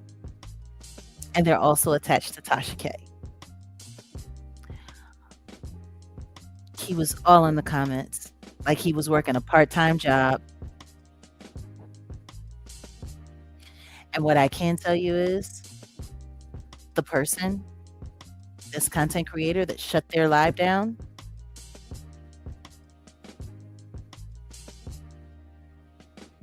is known for impersonating other people on this app. Matter of fact, everyone that they've considered opposition to them, they've actually created screen names with like these people's actual family members' names, their mom's names, their dad's names, their brother's names, like anyone that this person can find out about who's legitimately, and then they go into other people's chats and they say really offensive things in the names of their loved one. So once again, Trevor Green, just Green, Trevor, Trevor, please, if you truly support me and you truly care about my mental health not being inflamed and triggered in any way, please go and report that channel that bears the name of someone who essayed me, raped me, and held me hostage at gunpoint back in 2009, right after my father passed away. I think it's time for this community. Please, I would appreciate that, because the truth is with enough reports, that channel can be shut down, and that channel needs to be shut down. It's been operating now for almost a year and a half, and it shouldn't be allowed, especially considering that it's impersonating a rapist. So yeah, that's all I have to say about that. Wolfgang Amadeus, do you have anything else to say? No. Someone asked, will I get back to the conspiracy theory talk and the beats, the lo-fi beat, or well, I don't call them lo-fi beats. I say the traditional boom bap beats that I got thousands of hours of on tape. Yeah, of course. I'll probably drop that, once a week. I just got to make it a thing. It's members only now, but I was telling everybody stories about just my hip hop, adventures and coming up and just all type, and then just, things about the industry, primarily TMZ. Yeah, I'll get back over there and do that. Maybe y'all will catch it sometime next week for sure. So for sure. That's awesome. I'm glad that people like that. For sure. Did you actually say that? For sure. Send him 2-3 years doggy style and forget. Send him 2-3 years doggy style and forget. I'm done. I can't with you. All right, well, it's been cool, guys. It's been fun. I think we covered everything that we were going to cover, right? No. Oh, there's more? What else? No. Maybe we can pick it up tomorrow. We'll try to do let's try to do a mobile and see if it'll work. Well, we'll see. see. Do it that way. Yeah. because I was thinking maybe Diddy members home, only. I don't Diddy's, know. yeah, maybe members only. Yeah, we could do that. Diddy's son home, house invasion, and then Google and Facebook or Meta lost that social media trial, which Yeah, something needs to yeah, be talked yeah. about. Or maybe we should just do that over at Set in the West.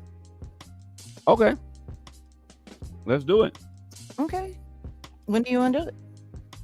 You'll schedule it, I'm sure. Yeah, maybe an hour or two. We'll see. Yeah, I think an hour. Let's do it. Let's just. How do do you about an guys hour. feel about that? Are you guys game to take a field trip to Shabbat Shalom?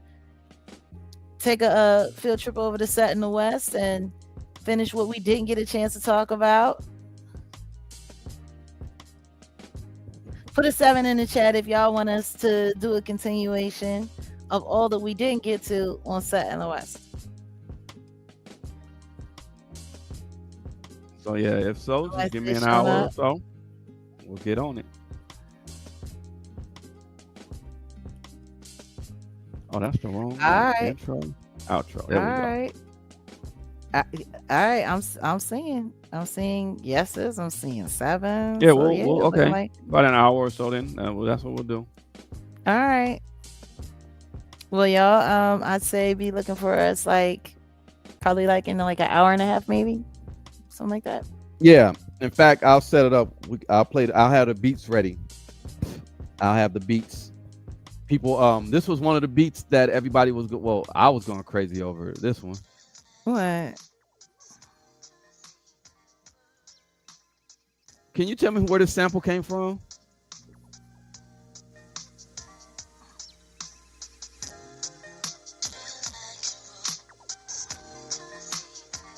Is that some Aaliyah? Like, I was trying to figure out where they sampled. These my boys did this.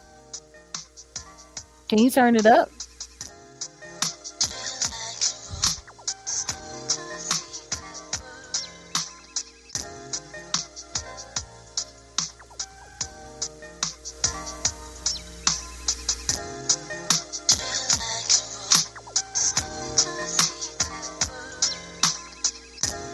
For whatever reason, that sounds like chili to me. TLC? That's what it sounds You like. think to that's me. TLC? In fact, I'm finna send this over to one man and be like, dude, where'd you get this sample from? It's But kind yeah, of sounding like it sounds like a TLC line to me.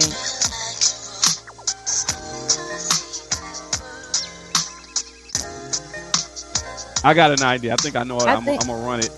I think that's I'ma run it. chili. It might be. That's kind of sick though, yeah. Somebody said I got some real gumbo on the stove. And thank you, Truth Only. She's a member of your channel, my channel. So yeah. Salute. Appreciate it. But yeah. Yeah, stay away from that nose gumbo stuff. Stay away from that. Oh no. So yeah, I'll probably just go over there and play some beats. Maybe that's what we could do. All right, whatever. All right. Beats and knowledge. That'll Knowledge work. and beats. There we go. Yep. Hey. Hey.